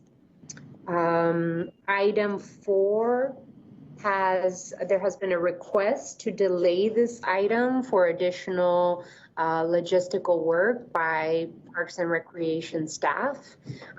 So Mr. City Manager just wanted to make sure that we confirm that this item has been delayed and will be brought back by staff when it's ready. Yes, Mayor, and just a point of clarification, I'm not sure exactly when that'll be, if that's okay with you. I know we've got some legwork to do on that, but as soon as it's ready, I will bring it back and I'll let you know. Mr. Manager, I just wanted to also make sure that this particular item has been put on the agenda by Councilmember Durham, and I just want to make sure that that we hear from him in terms of what his desire is with this particular item. I know that he placed it on the agenda, and I just think it's appropriate to hear from the council member as to how he feels about this particular item. But we will await word from you, Mr. Manager. Mayor, as a courtesy, I would recommend that we wait until Councilmember Durham is able to join us again to have this conversation. If you're okay with it, I'd like to make that recommendation. We just wait until he's available, and then he can lead the conversation, or at least have that conversation. All righty. Well, we always have time to revisit, but I will follow your lead. Thank you, Mayor. Item 5, time has been set aside for Tucson's Water quarterly update on PFAS. Mr. Manager. Mayor, members of the council, thank you. I do have John Kamek on the phone here on the line. He will give you the update, and Mayor will also, if you're ready, we can also introduce the next item as well, but we'll state it in current script. So John, with that. So Mr. City Manager, we have 3 items here in front of us that John should, I think the first 2 items John will present on, which is item 5, quarterly update on PFAS, and then item 6, which is the neighborhood scale stormwater harvesting pilot and the green stormwater infrastructure program. And then item 7 is a longer presentation. I believe that Tim Tamur will be presenting that item. So go ahead, John. You can, floors are all yours. Great, thank you. Can you hear me okay? Great. Well, good afternoon, Honorable Mayor and council members. I'll be discussing the quarterly update to council on the occurrence of PFAS in the Tucson aquifer. This quarterly update on activities related to PFAS was an original request made by Councilmember Fimbres of Ward 5 last winter. Since that request, this will be Tucson Water's 3rd quarterly update. So first and foremost, Tucson Water's water is safe. The water department has been proactive in investigating and removing any water sources within our system that may have been impacted by perfluorinated compounds. We continue to sample our water sources and have established extremely conservative operational standards for our wells. The standards used by Tucson Water have been created reviewing the available information on how other states are dealing with PFAS in their water supplies. We have modeled our standards at some of the lowest levels we have seen. As a reminder, the Federal Health Advisory for drinking water only addresses 2 PFAS compounds. That would be PFOA and PFOS. The federal guideline is 70 part per trillion combined. Tucson Water standards actually address 6 perfluorinated compounds, the 2 that have the Federal Health Advisory, PFOA and PFOS, as well as 4 other compounds that have guidance in other states, PFHXS, PFHPA, PFBS, and PFHXA. Tucson Water uses the combined operational standard for PFOA, PFOS, PFHXS, and PFHPA not to exceed 18 part per trillion, much lower than the Federal Health Advisory for PFOA and PFOS. Within the Tucson Water operational standards for those 4, 3 of them have individual not to exceed limits as well. The 2 other compounds that Tucson Water has an operational standard is PFBS and PFHXA. Limits are 420 part per trillion and 200,000 part per trillion respectively. To date, 23 of our production wells have been preemptively shut down due to varying presence of PFAS in the groundwater. As part of this departmental update, Tucson Water has taken hundreds of water samples throughout the last quarter, These samples are from production wells, monitor wells, and samples to verify the operational conditions of the Tucson Airport Remediation Project, or TARP. This sampling during the last quarter has resulted in over 5,000 results that have been reviewed and documented. Last fiscal year, Tucson Water moved forward with plans to equip our water quality lab with the necessary instrumentation to be able to conduct these analyses in-house. The equipment arrived and was installed in April of 2020. Since that time, our water quality laboratory professionals have been learning how to use this piece of equipment and running practice analysis in preparation for the eventual certification necessary to run the EPA method required for PFAS analysis. To date, all analysis for PFAS by the department has been sent to one of our contract labs. Once the Tucson Water Lab acquires the proper certification, we should be able to save cost and time by running the analysis within our own lab. Over the next several weeks, our laboratory should be in the position to request that certification review to begin with the state. Now for a brief update on what has been occurring near Davis-Monthan this quarter. The Arizona Department of Environmental Quality has been working on the site investigation and eventual mitigation plan for PFAS impacts to the Tucson Water Central well field. The area of investigation will occur north and northwest of the airbase. AEQ is near the process to begin sampling as many as 15 potential locations for soil and groundwater analysis. They are intending to use these locations as well as data from other Tucson water sites to assist in delineating the groundwater impacted north in the area north of the base. Once the impacted area is identified, ADEQ will begin the process of remediation strategy, which will include a remedy design and eventual construction. This is a great step in the state, leading the efforts to understand the off-base impacts of PFAS in our aquifer. On the other side of the fence, the Air Force Civil Engineering Center has recently completed a relative risk assessment for Davis-Monthan. In that assessment, in which the city has recently provided comment, the AFCEC has identified the wash at the north end of the base as a high risk for exposure of PFAS to the soil and aquifer. The next steps for the Department of Defense is to put Davis-Monthan in a ranking matrix with other facilities around the world where similar work is being conducted. With a high-risk evaluation classification of the wash area, we anticipate the likelihood of increased work at Davis-Monthan by the AFCEC will continue in the near future. Moving west to the Tucson Airport Remediation Project, we have a few updates from there to discuss. First and foremost, the water from the TARP plant continues to be of high quality. In August, the granular activated carbon in the treatment process, the same carbon that is used to sequester any PFAS compounds, was changed out in all 8 vessels. This preemptive change in carbon assures that the water from the treatment process remains treated for PFAS as it is delivered to the potable system. We anticipate the need for another carbon changeout in about a month's time.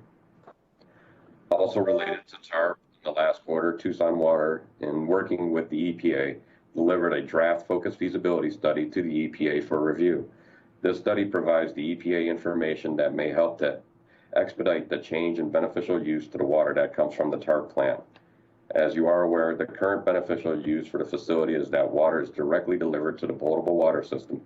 An accepted change to the beneficial use for water may allow Tucson Water the flexibility in the future to deliver water to a different end use, like the reclaimed water system, instead of the potable system.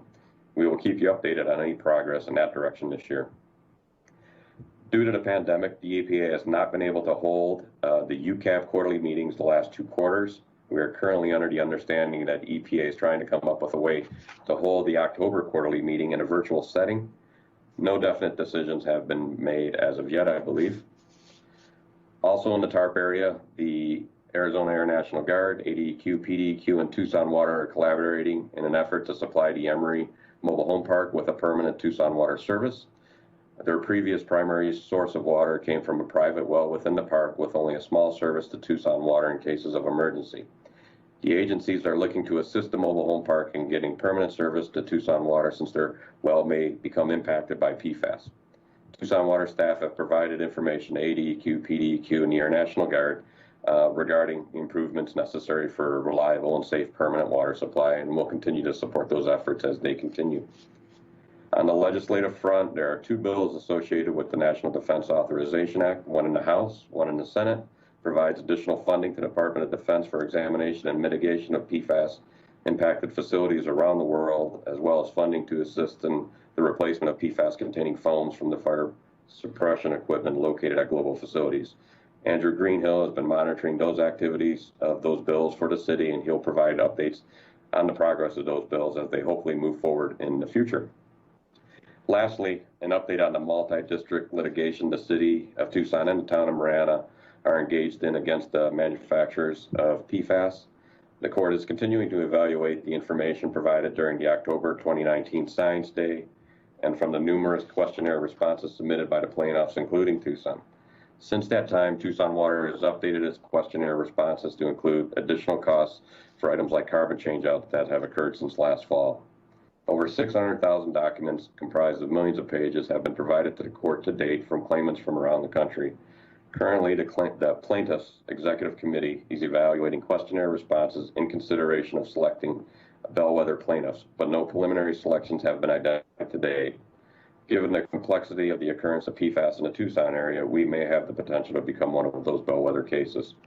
So with that, Honorable Mayor and members of council, that includes this quarterly update on PFAS in Tucson area. I yield back my time and be willing to take any questions. Thank you.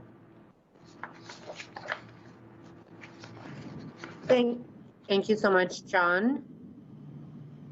Mayor, before we turn it over to James McAdam to go over that, just wanted to let you know, I think that John's report, very thorough, is something that Water Department provides the council in writing. And as I turn it over to James, if you could just summarize the reports that and this particular topic that you're covering, I'd sure appreciate it, okay?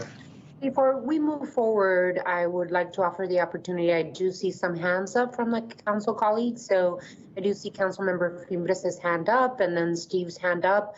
If you all had questions about John's presentation, go ahead, Councilmember Fimbres.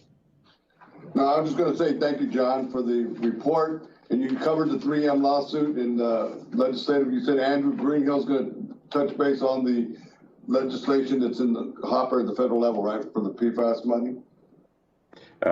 Councilmember Fimbres, yeah, Andrew Greenhill does keep his finger on those two bills as they move forward. So when we see any movement on those, we'll make sure to provide those updates to you guys. And we're working with the military bases on remediating the wells in the area, correct? There's cooperation between both the 162nd and the DM Air Force Base? Yeah, Councilmember Fimbres, we've been working with ADEQ primarily and with the two bases to make sure that they're continuing their efforts to mitigate any contamination they have on site and off site. I appreciate it, John. Thank you. And are there any other court cases over PFAS that are pending? Councilmember Fimbres, I'm not directly aware of any other court cases. The majority of them ended up in the multi-district litigation from the product liability standpoint that we are currently involved with. Thank you. And Steve, I see your hands up. If you want to ask something regarding the portion of the presentation. Yeah, but it looked as though Mike Rankin was about to maybe answer that, or am I wrong? Mayor, Councilmember Kozaczek, I was going to jump in with the answer that John just gave, which is that really it's the MDL multi-district litigation that is the driver of all this, and obviously we're a piece of that case. Yeah. Okay. So, first of all, have we done any testing in any of the city fishing lakes in terms of the fish? I know that early tests back east around in Minnesota, where all this 3M stuff started, indicated uncovered some pretty high concentrations across in the fish. We also saw that in cattle. So there is precedent for feedstock to pick up the PFAS contamination. So I think that's something we ought to be looking at in terms of our own testing. I know that's not close to the base, but it's just a thought I would make. But with respect to the DOD and Richard's question, they're suggesting that they're going to study the DM sites and make what they called in their own report a non-actionable recommendation in 2024. That is way slow. That's by then the plume will have migrated. We don't know how far. Even the ADEQ study says that they're going to come up with a remedy design and construction proposal by early 2022. So if we're just going to keep studying this stuff for the next year and a half, we may be in a whole different situation by then, in terms of the migration of the plume and the the expansion of this contamination. The next to the last frame in the DEQ PowerPoint, I'll just read the statement that has me concerned. It says ADEQ will, quote, delineate PFAS groundwater impacts to the EPA health advisory limit of 70 parts per trillion for PFOS and PFA combined. Why would we rest our analysis on 70 parts per trillion when our own policy is 18 parts combined? And if we study the impacts at 70 parts per trillion, the feds are eventually going to change the exposure limit and our study is going to be moot. So those are some of the concerns I've got. And finally, when is you already said we're not sure when the next UCAB meeting is going to be. I'm thinking, and I'll follow up with you, John, afterwards, but I'm thinking we ought to be establishing a similar quarterly meeting for the public surrounding the PFAS areas around the DM wellfield issues. So those are some thoughts about the pacing, 2022, 2024, the DEQ's level of 70 parts for their benchmark when ours is 18, and interested in your thoughts. All righty. Anyone else on this, on the PFAS presentation? All righty. Well, I'd like to know why we're laying on 70 parts per trillion instead of 18. So you need a response. Yeah. John? Okay, Honorable Mayor, Council Member, ADEQ is going by the current advisory. So they can't, my understanding is that they're not using our current advisory, they're using what's established as the federal advisory as their target for right now. But they understand that we have internal operational targets as well. Yeah. And the city of Tucson is still meeting our internal targets. Correct. Okay. Well, I would certainly hope that their data collection effort is sufficient for us to indicate which wells are exceeding our levels. Chris Avery has his hand raised. Yeah. I always seem to. Chris, I saw your hand going up. Chris, do you want to jump in here? Yeah, Councilmember Kozaczek, I wanted to point out that with respect to the remedial action investigations that are going on, they're in some ways bound at 70 by the federal standard. And so that 70 parts per trillion is where the current guidelines are, and so that's where their funding is tied. But I do think we'll get useful information here, no matter what standard they're using to investigate, whether it's exactly the same as our potable standard or whether they're using the federal standard, because that's a standard for potable use. But they've got to investigate the well field, they've got to investigate the extent of contamination in the aquifer, et cetera. And we're going to get a lot of useful data and information out of this that we'll be able to use going forward. Of course, if the federal standard ratchets downward, like we all think might happen at some point in the future, then I think the standard for these investigations will ratchet downward correspondingly at the same time. And that's all I have. So will their data investigation then say, for instance, well number 10 is showing 53 parts per trillion, so we'll at least know where they're in excess of ours, even if they're not exceeding the 70? Yes, Councilmember Kozaczek, that's my understanding. Yeah. Right. It's the health effects review that's over 70, but you still have to characterize the aquifer and the extent of contamination. I'm just going to blank out samples that are below 70. And what is with respect to the 3M litigation? Is the judge going to be using, what benchmark is the judge going to be using for that analysis? So with respect to the 3M litigation, the question is basically whether the releases, well, there's really a couple of issues there. I'll try to characterize them. First, the issues are what are the effects of the, three issues. So let's do the first issue is what did the companies know about this material and what did they disclose to the public? That's a first key question. The second is what are the health effects of these chemicals? And the third is what are the cleanup costs of these chemicals? And so of those, all of those issues in the 3M litigation, because they're a tort case, not necessarily because they're a federal standards violation case, those numbers are not tied to the same degree that the federal dollars for investigation are tied to those federal standards. So in the case of the tort litigation, all of those questions are open because, again, there's been evidence, or not necessarily evidence, but information already provided to the court in a non-evidentiary proceeding that shows concern below the health guidelines. Thanks, Chris. I kind of muddled that answer. I'm sorry, but it's a very good. No, answer. I'm trying to simplify it. I could go on for a long time, and you don't want that. No, you could go on for 600,000 pages worth, and we don't need that. So Yeah. thanks. Thank you, Chris. James, go ahead. I don't think there's additional questions, so go right ahead. Yeah, actually, Mayor, members of the council, I was going to introduce James because he's going to talk about the next item. And in his focus, James McAdams from our Public Information and Conservation Office, he's going to be talking about the green stormwater infrastructure as well as the neighborhood stormwater pilot program. So, James, please. Thank you, John.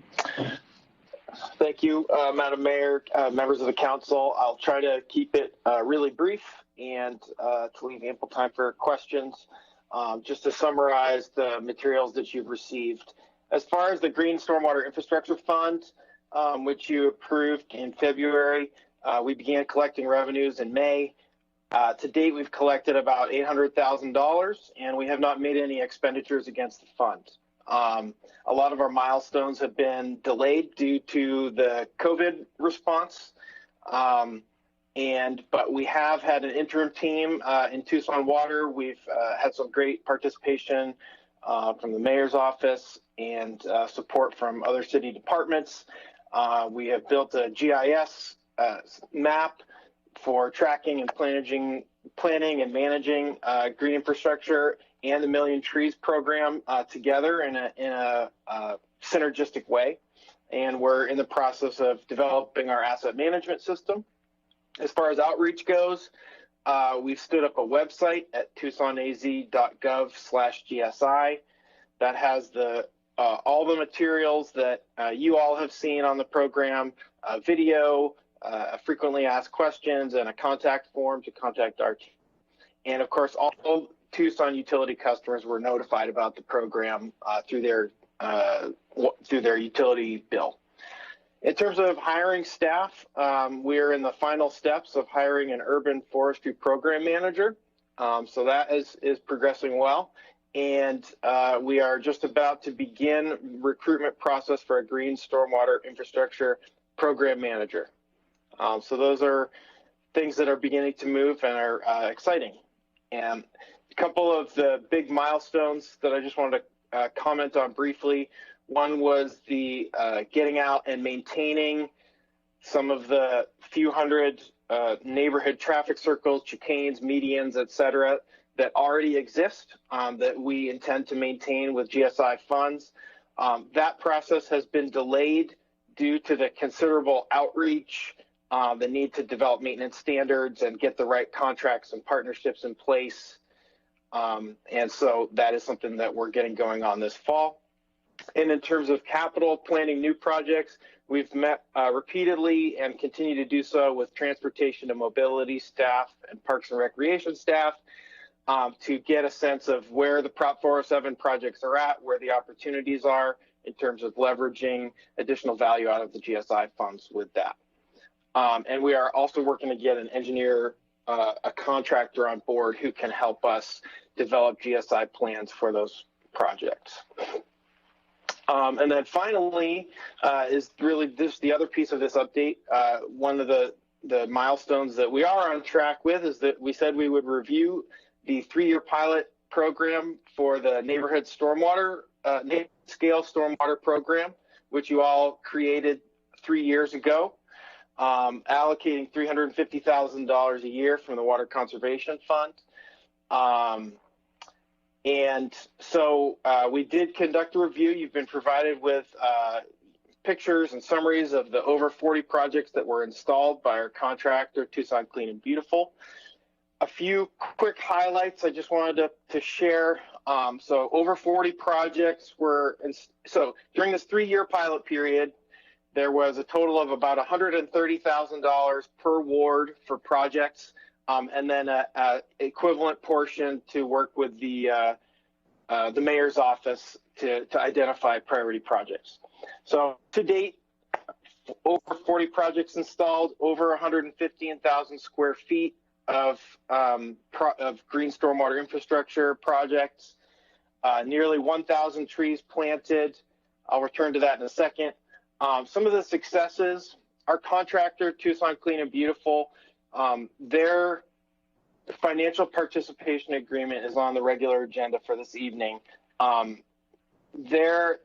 So they've been working on this program for 3 years. They have really built their capacity and their experience and their staffing. They had some leadership changes over the first couple years of the program, but really over the past 18 months, they have really excelled in their performance and built a very strong capacity to install projects, work with neighborhoods, get stuff done with the city departments. And just as a metric that I've been pointing out is that in the first year of the program, they installed $40,000 worth of projects. In the second year, they installed $80,000. And in this past year, ending June 30th, they installed over $400,000 in program green stormwater infrastructure, on the ground practices. And so they are really up and running. We're working very closely together with them. And so those projects are out there providing benefits in terms of shade, air and water quality improvement, wildlife habitat. We've seen some good documented cases of improving erosion in certain areas and reducing nuisance type flooding in certain areas. I'm almost done. I just wanted to say Tucson Clean and Beautiful, one of the things they brought to the table was additional tree planting funds. And so when they worked with a neighborhood to install a GSI project, in several cases, they actually did additional tree plantings that were funded through other pockets of funds. And really, so the way we were able to leverage more benefit out of that partnership. Just wanted to mention that this program is not just about the installation of these features. TCB has done a great job engaging with these neighborhoods through the application process, working with your offices. There's dozens of people in neighborhoods, dozens of neighborhoods across the city who are learning about this, how to use green infrastructure in their neighborhoods to make improvements. So finally, just as in terms of areas that we've identified for improvement going forward, we need to improve our performance in terms of equity, reaching the areas that have the lowest canopy, tree canopy in the city and the most heat vulnerable parts of the city. This will get a boost from the fact that we now have the GSI fund to come up behind and say, we can pay to maintain these projects. You don't have to maintain them yourselves. But we're also looking at new outreach methods, including the ambassadors idea that the MOVE Tucson has used, Transportation and Mobility Department has used, and also working with other nonprofit partners with TCB to reach areas of the city that we haven't been successful at working with. One of our other goals is to increase the overall number of trees per project. And so in terms of design, our universe of what we how we design the program and the projects is recentering that around maximum trees, maximum shade. And we're always continually striving to improve the cost effectiveness of the projects, their environmental performance, and even the aesthetics of the projects as we learn.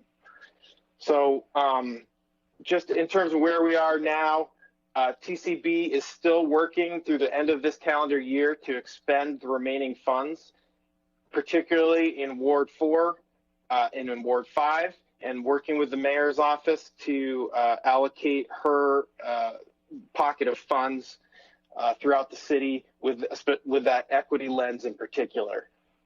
We are in a mini strategic planning process to roll this program, relaunch it again at the end, near the end of this year, in partnership with the Green Infrastructure Program, calling it the Green Infrastructure Mini Grants Program. And with that, I'll turn it over to any questions or comments or feedback you have on either of these programs.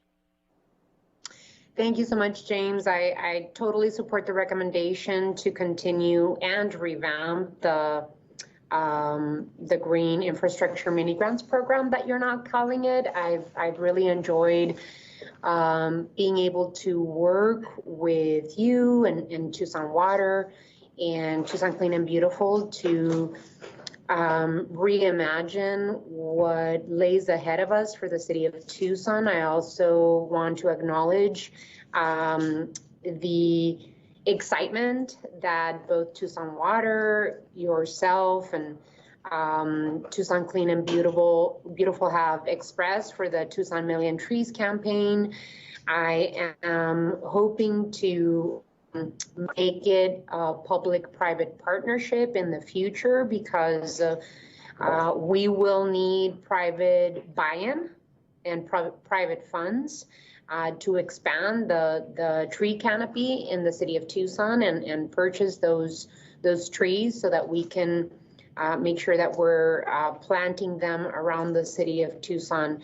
There are areas, like you said, that where we have to make sure that we make a concerted effort in working with the neighborhoods, which are experiencing the highest need, where we see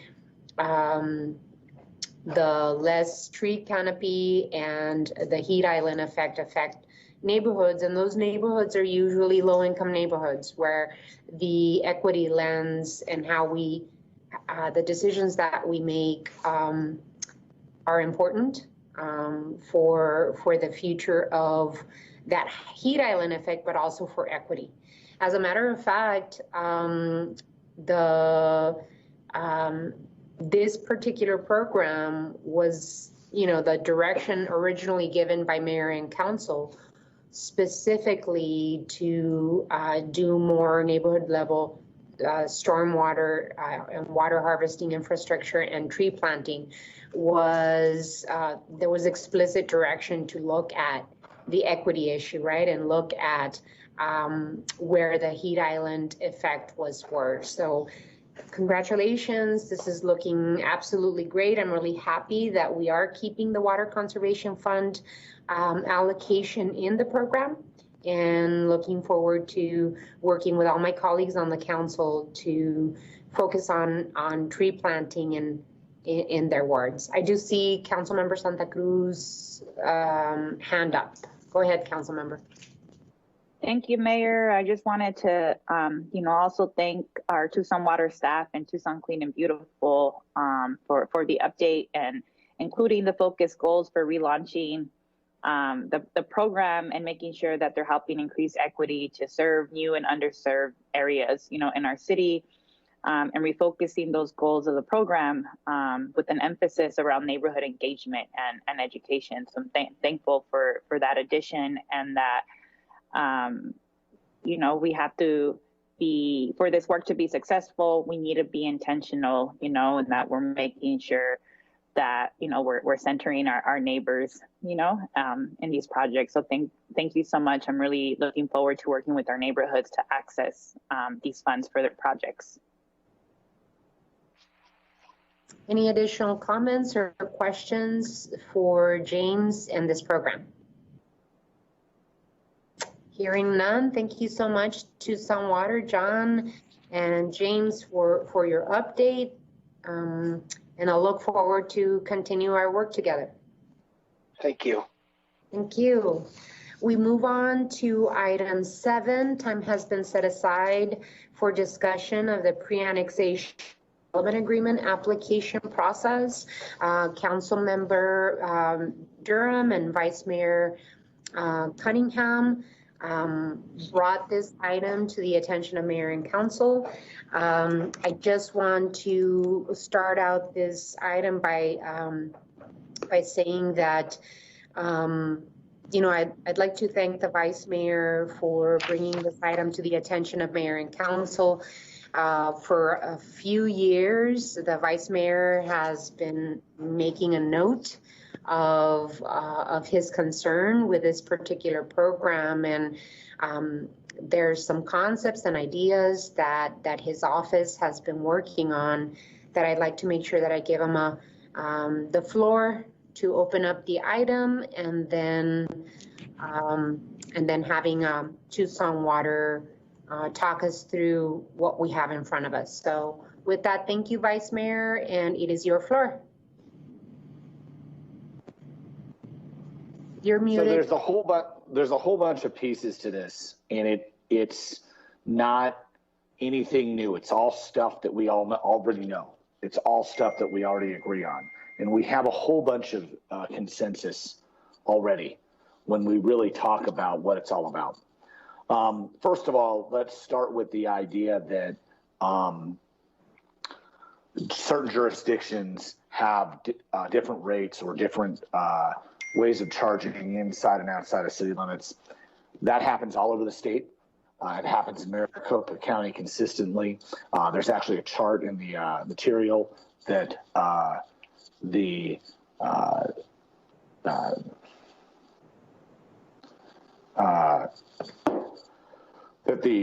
that Tucson Water will share with us in a few minutes. But basically, when we're talking about all these things, there's some principles out there that I want to get in the weeds about really quick before we move on. And that is that one of the things that one person asked, if you're actually getting annexed, do you have to pay extra? The answer is no. The answer is no. One person asked me, what if they decide to annex into another jurisdiction? I'm actually okay with them annexing into another jurisdiction. I think that's actually a good piece. But I take a look at our cost recovery, and I take a look at, remember, when we established this infrastructure, we're also charged with maintaining it in perpetuity. So for us, the bigger the project that's outside of the city limits that's never getting annexed, the more long-term costs we're going to incur. And that's one of the things, that's one of the reasoning behind this program, is that we don't get on a new project that's going to cover 30 acres in the water service area that isn't next to the city limits and is never going to get annexed. Then not only do we as a region lose out on the state shared property taxes, which don't have a lot to do with water rates, but still it's something that we lose. We also don't get impact fees. We don't get permitting fees. We don't get anything. We just have to deliver this water, and we're obligated to do so. And basically, our own citizens get the additional costs incurred to them. So the idea here is to do something that's very moderate, very fair, that doesn't overdo what other jurisdictions are already doing. And not only that, for the projects that we establish some type of date so that for the projects that are kind of already in the hopper, they wouldn't incur this cost all of a sudden. We wouldn't do that to people who filed before. So those are some of the guiding principles we have.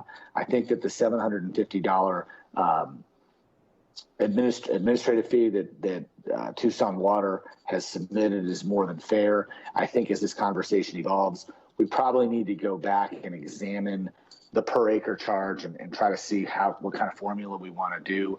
Do we want to do a full amount per acre, or do we want to do a certain amount per acre for the first couple acres and then have it graduate down? That's a little less, that doesn't affect development, that doesn't affect long-term projects. And then finally, we want to talk about rates going forward on new PADAs. Are we going to add a new rate for new PADAs? And what would they look like? And in that case, staff's going to need to go and take a look at what our other jurisdictions are doing. So I'm going to give it to Tim Tamir. He's going to walk us through all the stuff that they've already done, which is outstanding, and we'll be able to get a really good handle on this. All right, it's your floor, Tim. All right. Thank you, Honorable Mayor, Vice Mayor Cunningham, and members of the council. So I am here to just provide an overview of the item, which will really just dovetail with what the Vice Mayor just presented. This item related to pre-annexation development agreements is a part of Tucson Water's water service area policy. And the water service area policy is a real critical element to the sustainability of Tucson, because it really provides definition to the utility about where we will serve and we will not serve, knowing that when we're doing so, we're extending the resources of the city of Tucson in order for that development to occur. When we consider new projects for whether they will receive service, there's a really clear guidebook that we follow. And in certain circumstances, we are allowed to extend service to areas outside the jurisdiction, so long as they're subject to a pre-annexation development agreement. Since the regular use of what we call PADAs began in 2009, we've executed about 94, and those represent about 1,400 acres of land that was subject to development by providing the water service through a PADA. To date, about 40% of the land area has actually been annexed into the city, but it only represents about 16 of the PADAs. So a PADA can range inside from an acre to 15 acres or even larger. So that they're not easy to compare one PADA to another, but when you look at the aggregate, 1,400 acres that are covered by a PADA, about 40% of the lands come into the city. So the use of a PADA has been an effective tool with respect to annexation, but it is worth looking at, is the city getting the value in return for extending its water resources to these areas? So when we look at this through this item and your subsequent direction, there are really two main areas that we'd be looking at in the near term. One is the processing of a PADA itself. Right now, the city does not charge a fee for the processing of a PADA. So the water utility folks, the city attorney's office, we do not recover the cost of service of reviewing and approving and running a PADA through the mayor and council approval process. So with respect to that, an initial analysis was done, and that's about 10 hours of staff time. Again, it can vary in order to come up with like a reasonable fee that's defensible. A fee of about $750 per PADA would be a reasonable cost recovery for that processing. And it's also a pretty clear analysis that can be made of the service being provided by the city and the fee that's associated with it. But like any fee, it would still need to go through the process of new water rates and charges, which we can discuss in detail. So there is a public noticing requirement associated with establishing that administrative fee for PADAs. The second element of it is, okay, once we've covered our costs of processing the application, what about those costs that the Vice Mayor described with respect to extending that water service, the water resource itself, the infrastructure itself? There are many ways that could be analyzed, and in working with ward staff, we've come up with some concepts. And it is also not unusual, in fact, it's normal for a city or a jurisdiction to charge a differential water rate for service outside of its jurisdiction. That's what's normally done. So we've provided some initial analysis of what that looks like in other jurisdictions. And just for example, in the table provided in the materials, those differential rates for customers outside the utility's home jurisdiction range between 10 and 50% on those customers. So it is a reasonable practice, it is a legal practice, it is a typical practice, and it can range anywhere up to 50% as a differential rate. So we can tackle that in any number of ways. One way we can tackle that is at the time of the PATA itself, in addition to an administrative fee, if one is proposed or moved forward by council, we could look at a per acre charge in order to cover some of those costs and that differential between a city customer and a non-city customer. And we could propose various ways to look at that. It could also be done in the form of a differential water rate, because all of our customers right now, regardless of location, pay the same set of rates. And I do want to point out two main reasons why a differential rate could make sense in Tucson for the customers in a outside of our jurisdiction. One is there is a differential risk borne by customers on the financial health of the utility. And the best way I can describe that is, while Tucson Water is an enterprise fund of the city and it charges rates and fees that cover its cost of service, the ultimate backup source of security on that utility is the city's general fund. It is not a risk borne by all water customers equally. So while the city's general fund bears that risk, only city customers contribute to the city's general fund. So it is very much a reasonable policy discussion to have about that risk that's borne by city residents, that's not borne by residents outside the city's jurisdiction. The second item that really pertains to these types of PATAs in the Tucson area is that we're often talking about developments that are occurring in parts of the water system that's operated by Tucson Water, but was not necessarily originally built by Tucson Water, and in many cases was not built to the same standards as what we require ourselves inside the city and we require under current development. And in many cases, the standards at the time they were built and that we're connecting into through these PATAs do not have what we would consider to be an adequate fire flow protection as we require inside the city.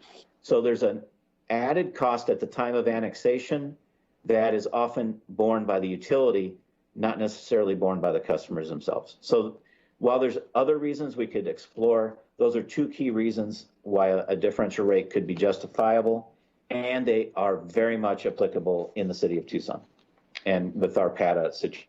So while a PATA establishes our willingness to serve and our ability to serve, we do not necessarily receive the state shared revenues. We do not receive the construction sales tax. We do not receive the same revenues that we would get if that development was occurring inside the city, or as the Vice Mayor pointed out, even in somebody else's jurisdiction. If it was in an incorporated area, those revenues would be coming to the region. We do not charge a fee for the processing of these PATAs, and nor do we charge a differential rate that recognizes that difference in risk and the condition of the assets that in many times we're connecting to. I'll conclude by saying any rate or fee, whether it's the administrative fee or a fee per acre or a differential rate, still needs to go through the procedures established in RS 9-511.01. But we are very skilled in navigating that. Whenever we have a rate discussion, that's the process we follow. So we look forward to your discussion and direction on how to approach this discussion around PATAs. Thank you, Tim. Really appreciate that explanation. Makes it clear. I do see the hand of Councilmember Santa Cruz up. Oh, okay. You have it up. Steve? Thanks. First of all, thanks, Paul, for bringing this. Tim, I don't think there's any reason that we should not be trying not to say a double negative. We absolutely should consider an administrative fee. There's no reason we should be going out of pocket for somebody else who's the moving party. I'm not even sure $750, if you're saying $75 times 10 hours is enough. But if that's what your analysis shows, then that's a good starting point for the public conversation that's to happen. So I think the administrative fee is totally defensible. But let me get to a couple of questions for you, Tim, and sort of back into them. To suggest that non-city residents, and this is as your differential risk point, to suggest that non-city residents do not contribute to our general fund presumes that they never spend any dollars in the city.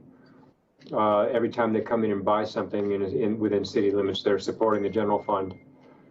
I don't ever recall, and I've only been doing this since 2009, but we have in no budget cycle do I ever recall the city general fund backstopping the Tucson Water Enterprise Fund. So the discussion of the risk is really theoretical. It's not something that we've ever experienced, and it also is not accurate to say that non-city residents don't support our general fund. In addition, when you talk about the fire flow and developments, the older developments outside the city, I have never seen any of the annexation analyses that you guys have brought to us indicate that we're picking up an added cost for substandard fire flow capability. So if that's a real cost that's associated with a particular annexation, you ought to be bringing that to us and saying, hey, by the way, when we finalize this, we need to be charging the developer, $30,000 to upgrade whatever portion of the system it is. Again, just as is true when they do the PATA, they agree to pay for the connection. They ought to be paying for the upgrade of any of the deficient infrastructure when and if they get around to the actual annexation. Again, I've never seen a single one of these that says that we're footing a bill for that. So if it's theoretical, great. Most of the older developments, by the way, are within the city core, not out in the newer parts of town. In addition, we oftentimes are brought PATAs, and Paul, they're generally out in your area, which is where the expansion is occurring, which is understandable. And some of the ones that we're brought are, 4 or 5 miles from the city limits, still within our service area, but these are 100% discretionary every time they're brought to us. We are never told you have to do this PATA under some sort of threat of whatever, because they're our call. So it might make sense for us to remember next time we get a PATA recommendation for something that's not going to likely be annexed for any of our lifetimes, that we just say no, it's not a realistic proposition. If you're 5 miles away or whatever, or in an area of town where we know they're not coming in, such as the foothills, until we make other changes, such as adding another council district and going nonpartisan. I mean, let's just be real. But Tim, so all that is my precursor. I have an open mind about the conversation, and I think we should generate a public conversation about what a reasonable differential fee might look like. But you need to walk me off the ledge on a couple of issues. Number one is, and the most important one for me is, isn't it true that these PATAs serve as a protection for us from wildcat well drilling? Tim, you just left the screen. Did you fall out of your chair? No, I was. There you go. Isn't it true that these PATAs serve as a protection for us against wildcat well drilling? And I'm particularly concerned about the area out around the Sabino Basin, where we have a low water table. And so now we got people dropping wells down, and we have no protection and we have no control over that. So that's really my most important concern. Also, discuss the maintenance costs that Paul referenced, because if we're suffering added maintenance costs pre-annexation, again, those ought to be something that the applicant pays, not us. And finally, help me understand, you're not suggesting an acreage fee tied to the administrative fee. You're suggesting that might be a part of the differential rate. Is that right? Because I don't understand the connection between an acreage fee and the admin fee. So those are really my 3 questions: wildcat well drilling, maintenance costs that we shouldn't be bearing, and the admin fee and acreage. Honorable Mayor, members of the council, so I'll take those each in turn. It is very true that in some cases, the alternative for a developer seeking a PATA would be to drill their own well in a riparian zone, such that a shallow groundwater table could be affected. That is one of the key reasons why PATAs were contemplated as a solution. That if it's served through a PATA, it will be served renewable resources as opposed to on groundwater, which in a sensitive groundwater zone. Although that's not true in some areas or in many areas, and there are areas even in those foothills area where they already might have an existing well that is going dry. So the ability to have the alternative of drilling a shallow well is not necessarily always going to be available in those areas. What it does open up, though, is if we were to deny a PATA, then in our service area, then the homeowner or the developer could drill an exempt well, which could have the very outcome that you're seeking. So I'm not seeking that. Or that you're trying to avoid, sorry. But that's correct. So both of those issues need to be weighed once against the other. As far as maintenance costs goes, those are generally recovered through the water rates and fees that the customer would pay, not necessarily paid at the time of a PATA. But there are many instances where a particular PATA would result in some special infrastructure in the form of a booster station or some other equipment that is not typically a part of serving your average customer, but it is necessitated by the configuration of the PATA. And we do not necessarily recover those costs during the rates and fees that we charge an average customer. So that could be part of the analysis as well. As far as acreage goes, it could fall on either side of it. As far as if it's a one-size-fits-all administrative fee, just based on an average thought about staff time, that would imply that every PATA has the same level of analysis required, whether it was for one house or whether it was for 30 acres of a subdivision. If we considered adding a component to the administrative fee that had a base rate and then had a scale associated with the size of the PATA, then there's a way to get at the equity issue between different PATAs. So the per acreage could either be on the side of the administrative fee, really trying to more closely tie the costs per application to the magnitude of the PATA, but it also could be a way of recovering some of those costs that we're not getting at in the form of our rates and it could be in lieu of a differential rate. So all of those things are possible, and we can provide information on all those three areas. I do want to take a moment. You're talking about the level of theoreticalness to the general fund having to kick in. During the economic downturn in 2008, 2009, Tucson Water was within 11 days of running out of cash. So that possibility is something we strive to avoid, but I would not characterize it as purely theoretical that the water utility could be called upon to tap into the general fund, because we came within 11 days of doing so in the mid-2000s. When we look at recently, the town of Marana had to turn to the state revolving fund to take out a loan because of PFAS issues.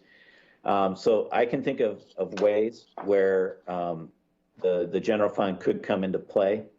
And then you are absolutely correct that I'm overstating when I say that outside the city, customers do not contribute at all to the general fund. But I think it's pretty clear they don't, in my opinion, contribute nearly to the same degree as the city. Okay, and all that's fair. All that's fair. So I guess I would just conclude by saying this. First of all, I am concerned about the wildcat drilling. However we wind up on this, we cannot continue to support or to shoulder the costs associated with a PATA or with an annexation, whether that's a booster station or added lines or whatever. We shouldn't be absorbing those costs And I, for one, plead guilty to having assumed that we weren't absorbing any extra costs, whether it's a booster station or maintenance. They ought to be paying for their piece of this thing as long as we're providing them the water. And it's a good thing that we are, so they're not drilling the wells. What I don't want to wind up doing, though, is setting some sort of a confiscatory fee, so we wind up getting in a bidding war with the county, and they come back doing jail board increases and PAC increases and library fees and stuff. And so we're now, you know, the taxpayer becomes the collateral damage. But this is a legitimate conversation to have, as long as at the end of the day we're not how do I want to say, we're not encouraging wildcat drilling, and we're also not discouraging legitimate potential development that can help our state shared revenues. So that's where I'm at. So start the conversation, but those are my concerns. Thank you, Steve. I do see the hand up for Councilmember Lee and then the Vice Mayor. Thank you, Mayor. Just a quick comment on the analysis. I understand and completely agree with having a charging mechanism to cover our cost of the analysis of the PATA. One comment about the acreage and that kind of piece of how we could, you know, scale that. In Ward 4, we have people who buy large pieces of property, and they have ranches and barns and horses, and it's beautiful. So I'm just, you know, thinking through if we want to look at, you know, if they're going to buy several acres for a subdivision versus a ranch and put a home on it, and an individual homeowner versus a development property, and how that might come into play versus the person and the cost of that application. So that's all I wanted to throw out there. Thank you, Councilmember. Vice Mayor Cunningham.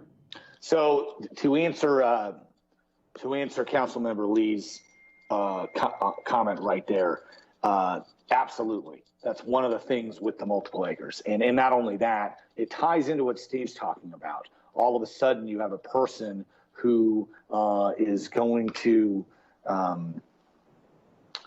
someone who's got a ranch and they're about to be served water, and now they're incentivized to dig a wildcat well. And that, of course, we want to avoid that. So when we develop this per acre fee, we're going to develop it in a way that addresses that piece. That's why we're not going to just say do the fee today.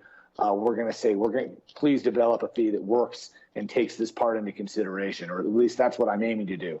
The other thing that I want to tell you is that quite frankly, even drilling a well, a cheap one, is still going to cost you 20, 25 grand. So if we're charging $500 an acre and we cap it at like $4,000 or something like that, you're still not going to have even close to the amount that you'd be spending on a well regardless. So we have some leeway there on how we formulate this. But at the end of the day, that piece is there. I want to add a few things coming back to, and I appreciate Councilmember Kozachik's thoughtfulness regarding this conversation.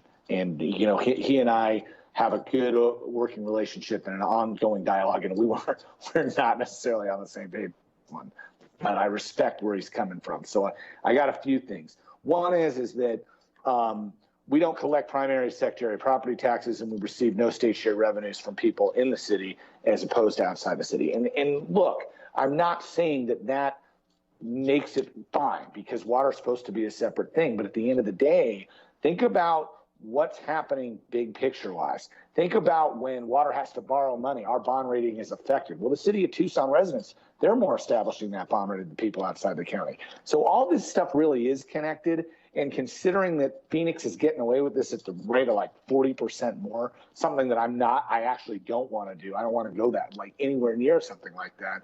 I think that where we're doing is we're trying to find a niche. Also, I wanted to talk about the annexation idea. I actually am not sure if Catalina Foothills is proper to annex. Long-term looking out, I think they ought to form their own town. Now, in Tanque Verde Valley and Corona del Tucson, maybe there'll be some needs to do some exemptions because they have no retail there, and we can have that conversation down the road. But if we don't have this one first and establish some type of protocol to get our cost recovery back and make it a more even playing field so that people who live in the city limits aren't subsidizing people who live outside of them, we're never going to get equity. We're never going to get anything truth. And so my truth is that, and I've said it before, this isn't, the resentment that I hold to people living outside the city limits isn't due to people living outside the city limits. It's due to the state passing a law that was punitive to Pima County, in which we lose a delta per capita, per belly button every single year. And we can't be in the business of saying, okay, that's okay. We can't. And that's part of this, that's part of the thinking behind this, unfortunately. I will say that one of the things that was brought up with wells is existing wells, people who already have a well.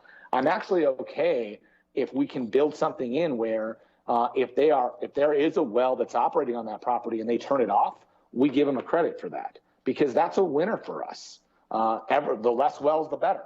And so we want to think about that. I mean, if somebody's sitting there and they want to develop 16 acres and they already have a well and they think they have 11 years of water, and we say, hey, look, turn off the wells, we'll wheel your water and we'll do it at a better thing. The last thing I wanted to say was one of the things we could do, one of the things that was mentioned is we can turn down PATAs. That's right. But the problem is that we're kind of damned if we do, damned if we don't. If we turn down a PATA, we don't get the economic development. But for right now, we're not getting the value of granting the PATA.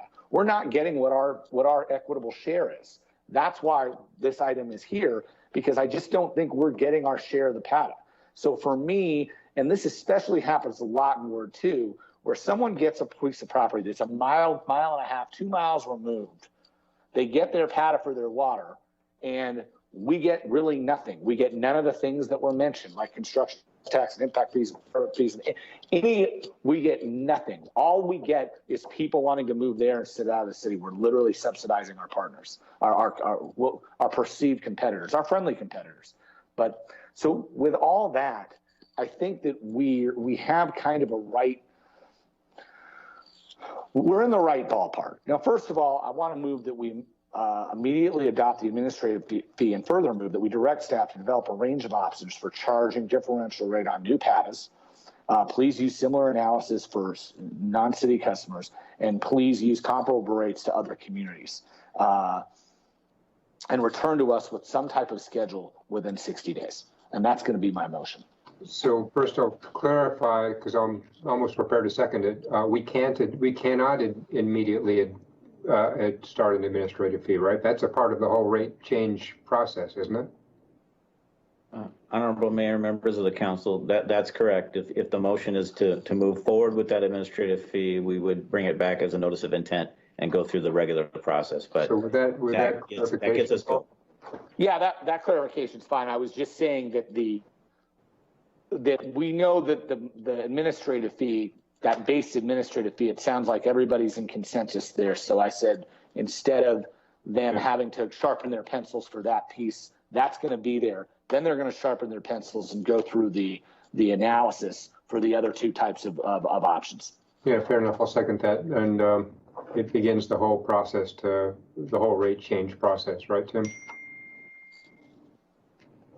Honorable Mayor, members of the council, that's correct. You'll actually have to take a notice of intent step to officially start it, but we would bring that back to you immediately, and then we'd follow the timeframes established. Vice Mayor, can you read your motion one more time? Yes, Your Honor. Move that we adopt the $750 or begin the process to adopt the $750 administrative fee, as well as direct staff to develop a range of options for charging differential rates on new PATAs. Please include analysis for non-city customers and analysis with rates comparable to other jurisdictions, and return to council in 60 days. Thank you. Madam Mayor, I have a question. I understand, but let me add my comments, Mr. Councilmember Fimbres. We started the planned area developments back in 2009, and the thought behind the process was that to take care of a few issues, right? We developed the water service area. We wanted to make sure that we were being smart and planning our growth.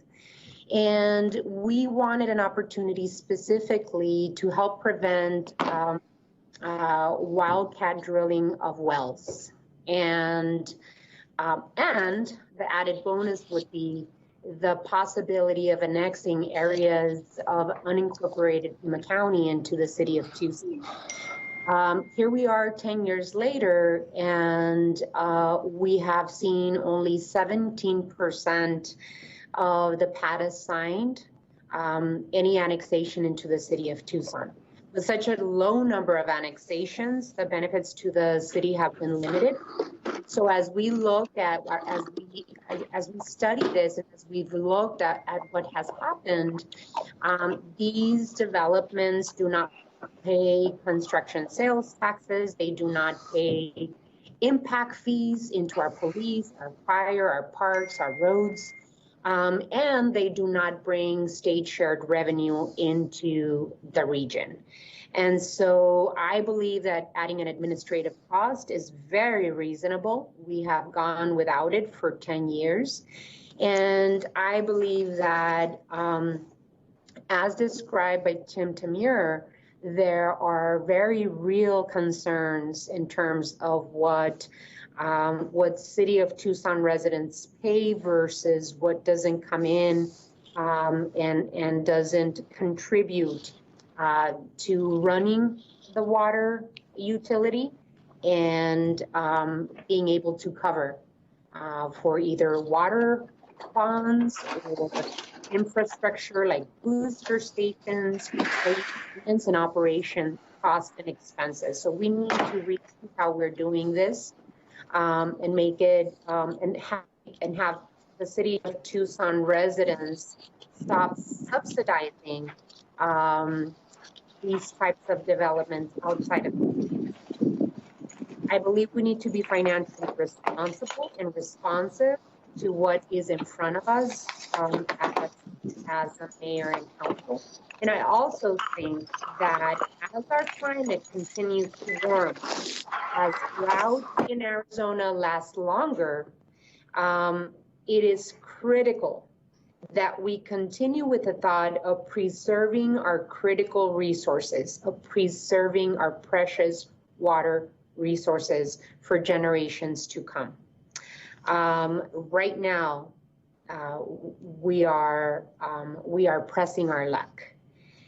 And then third, I believe that if we do not work on preserving our precious water resources and look for equity in how we're delivering our services, there is a real concern about drought and how we mitigate drought in the city of Tucson. I've always said, without water, there is no economic development. So we've got to be smart. It costs us money to purchase our water. It costs us money to maintain and operate. And we need options to be financially responsible as the board of director of our water utility.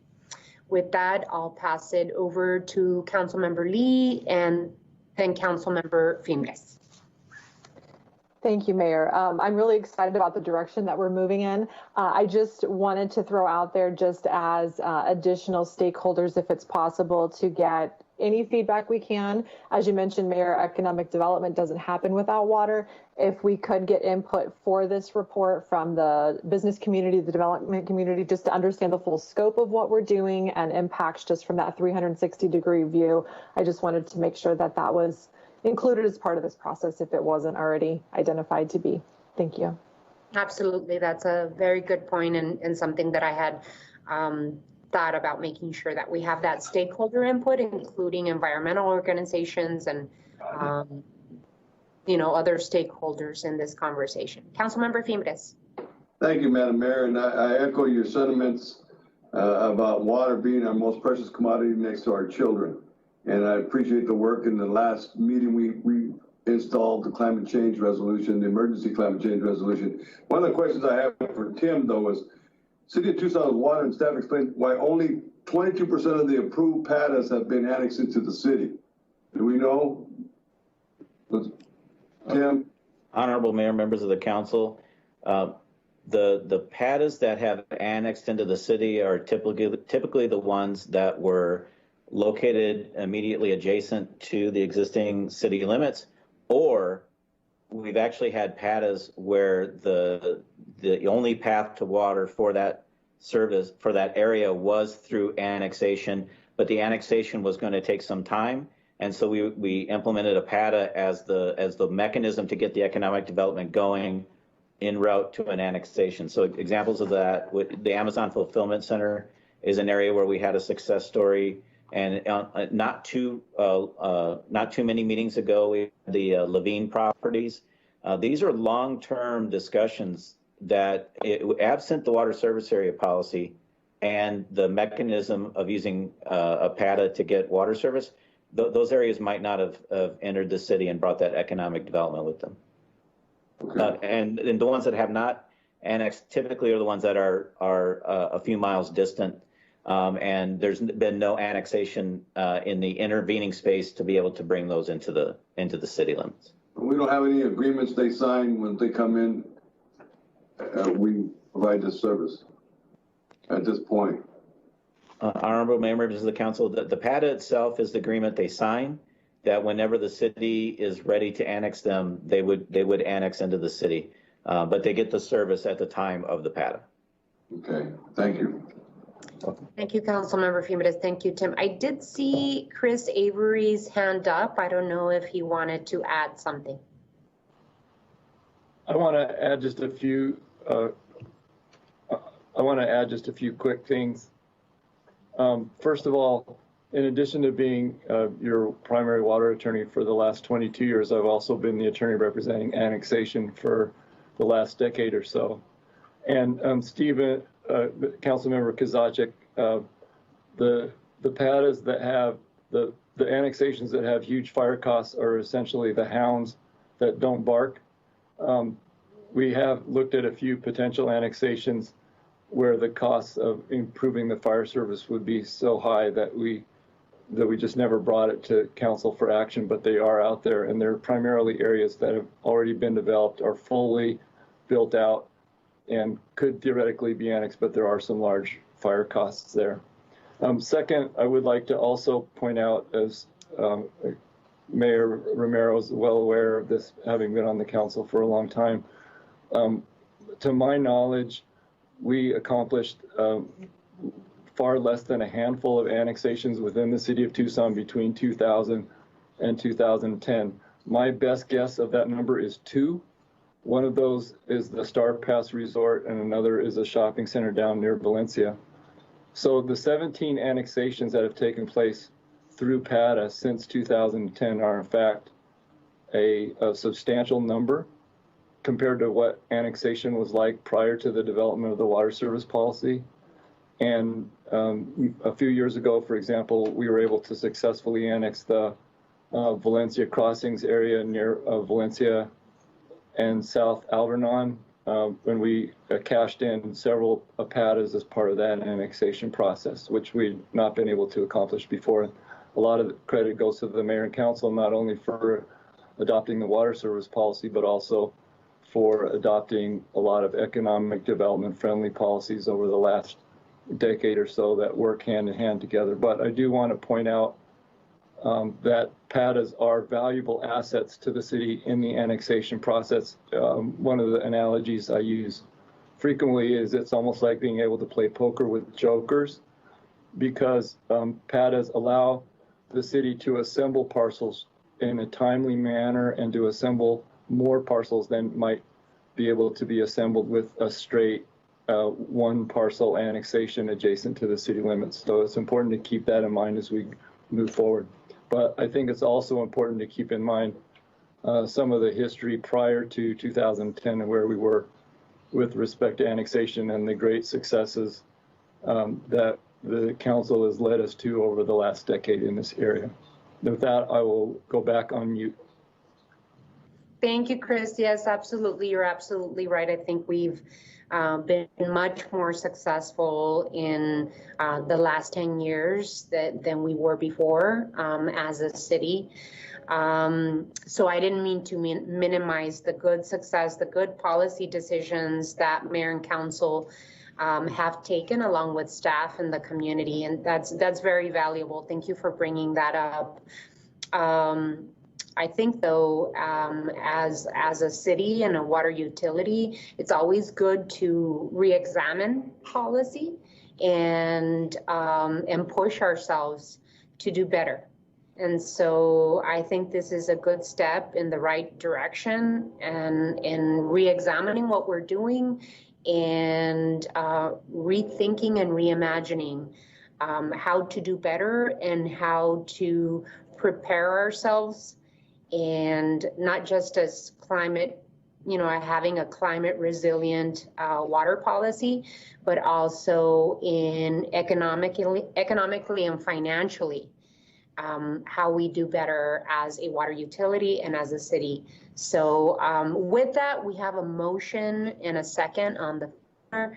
If there's no further discussion, all those in favor signify by saying aye. Aye. Aye.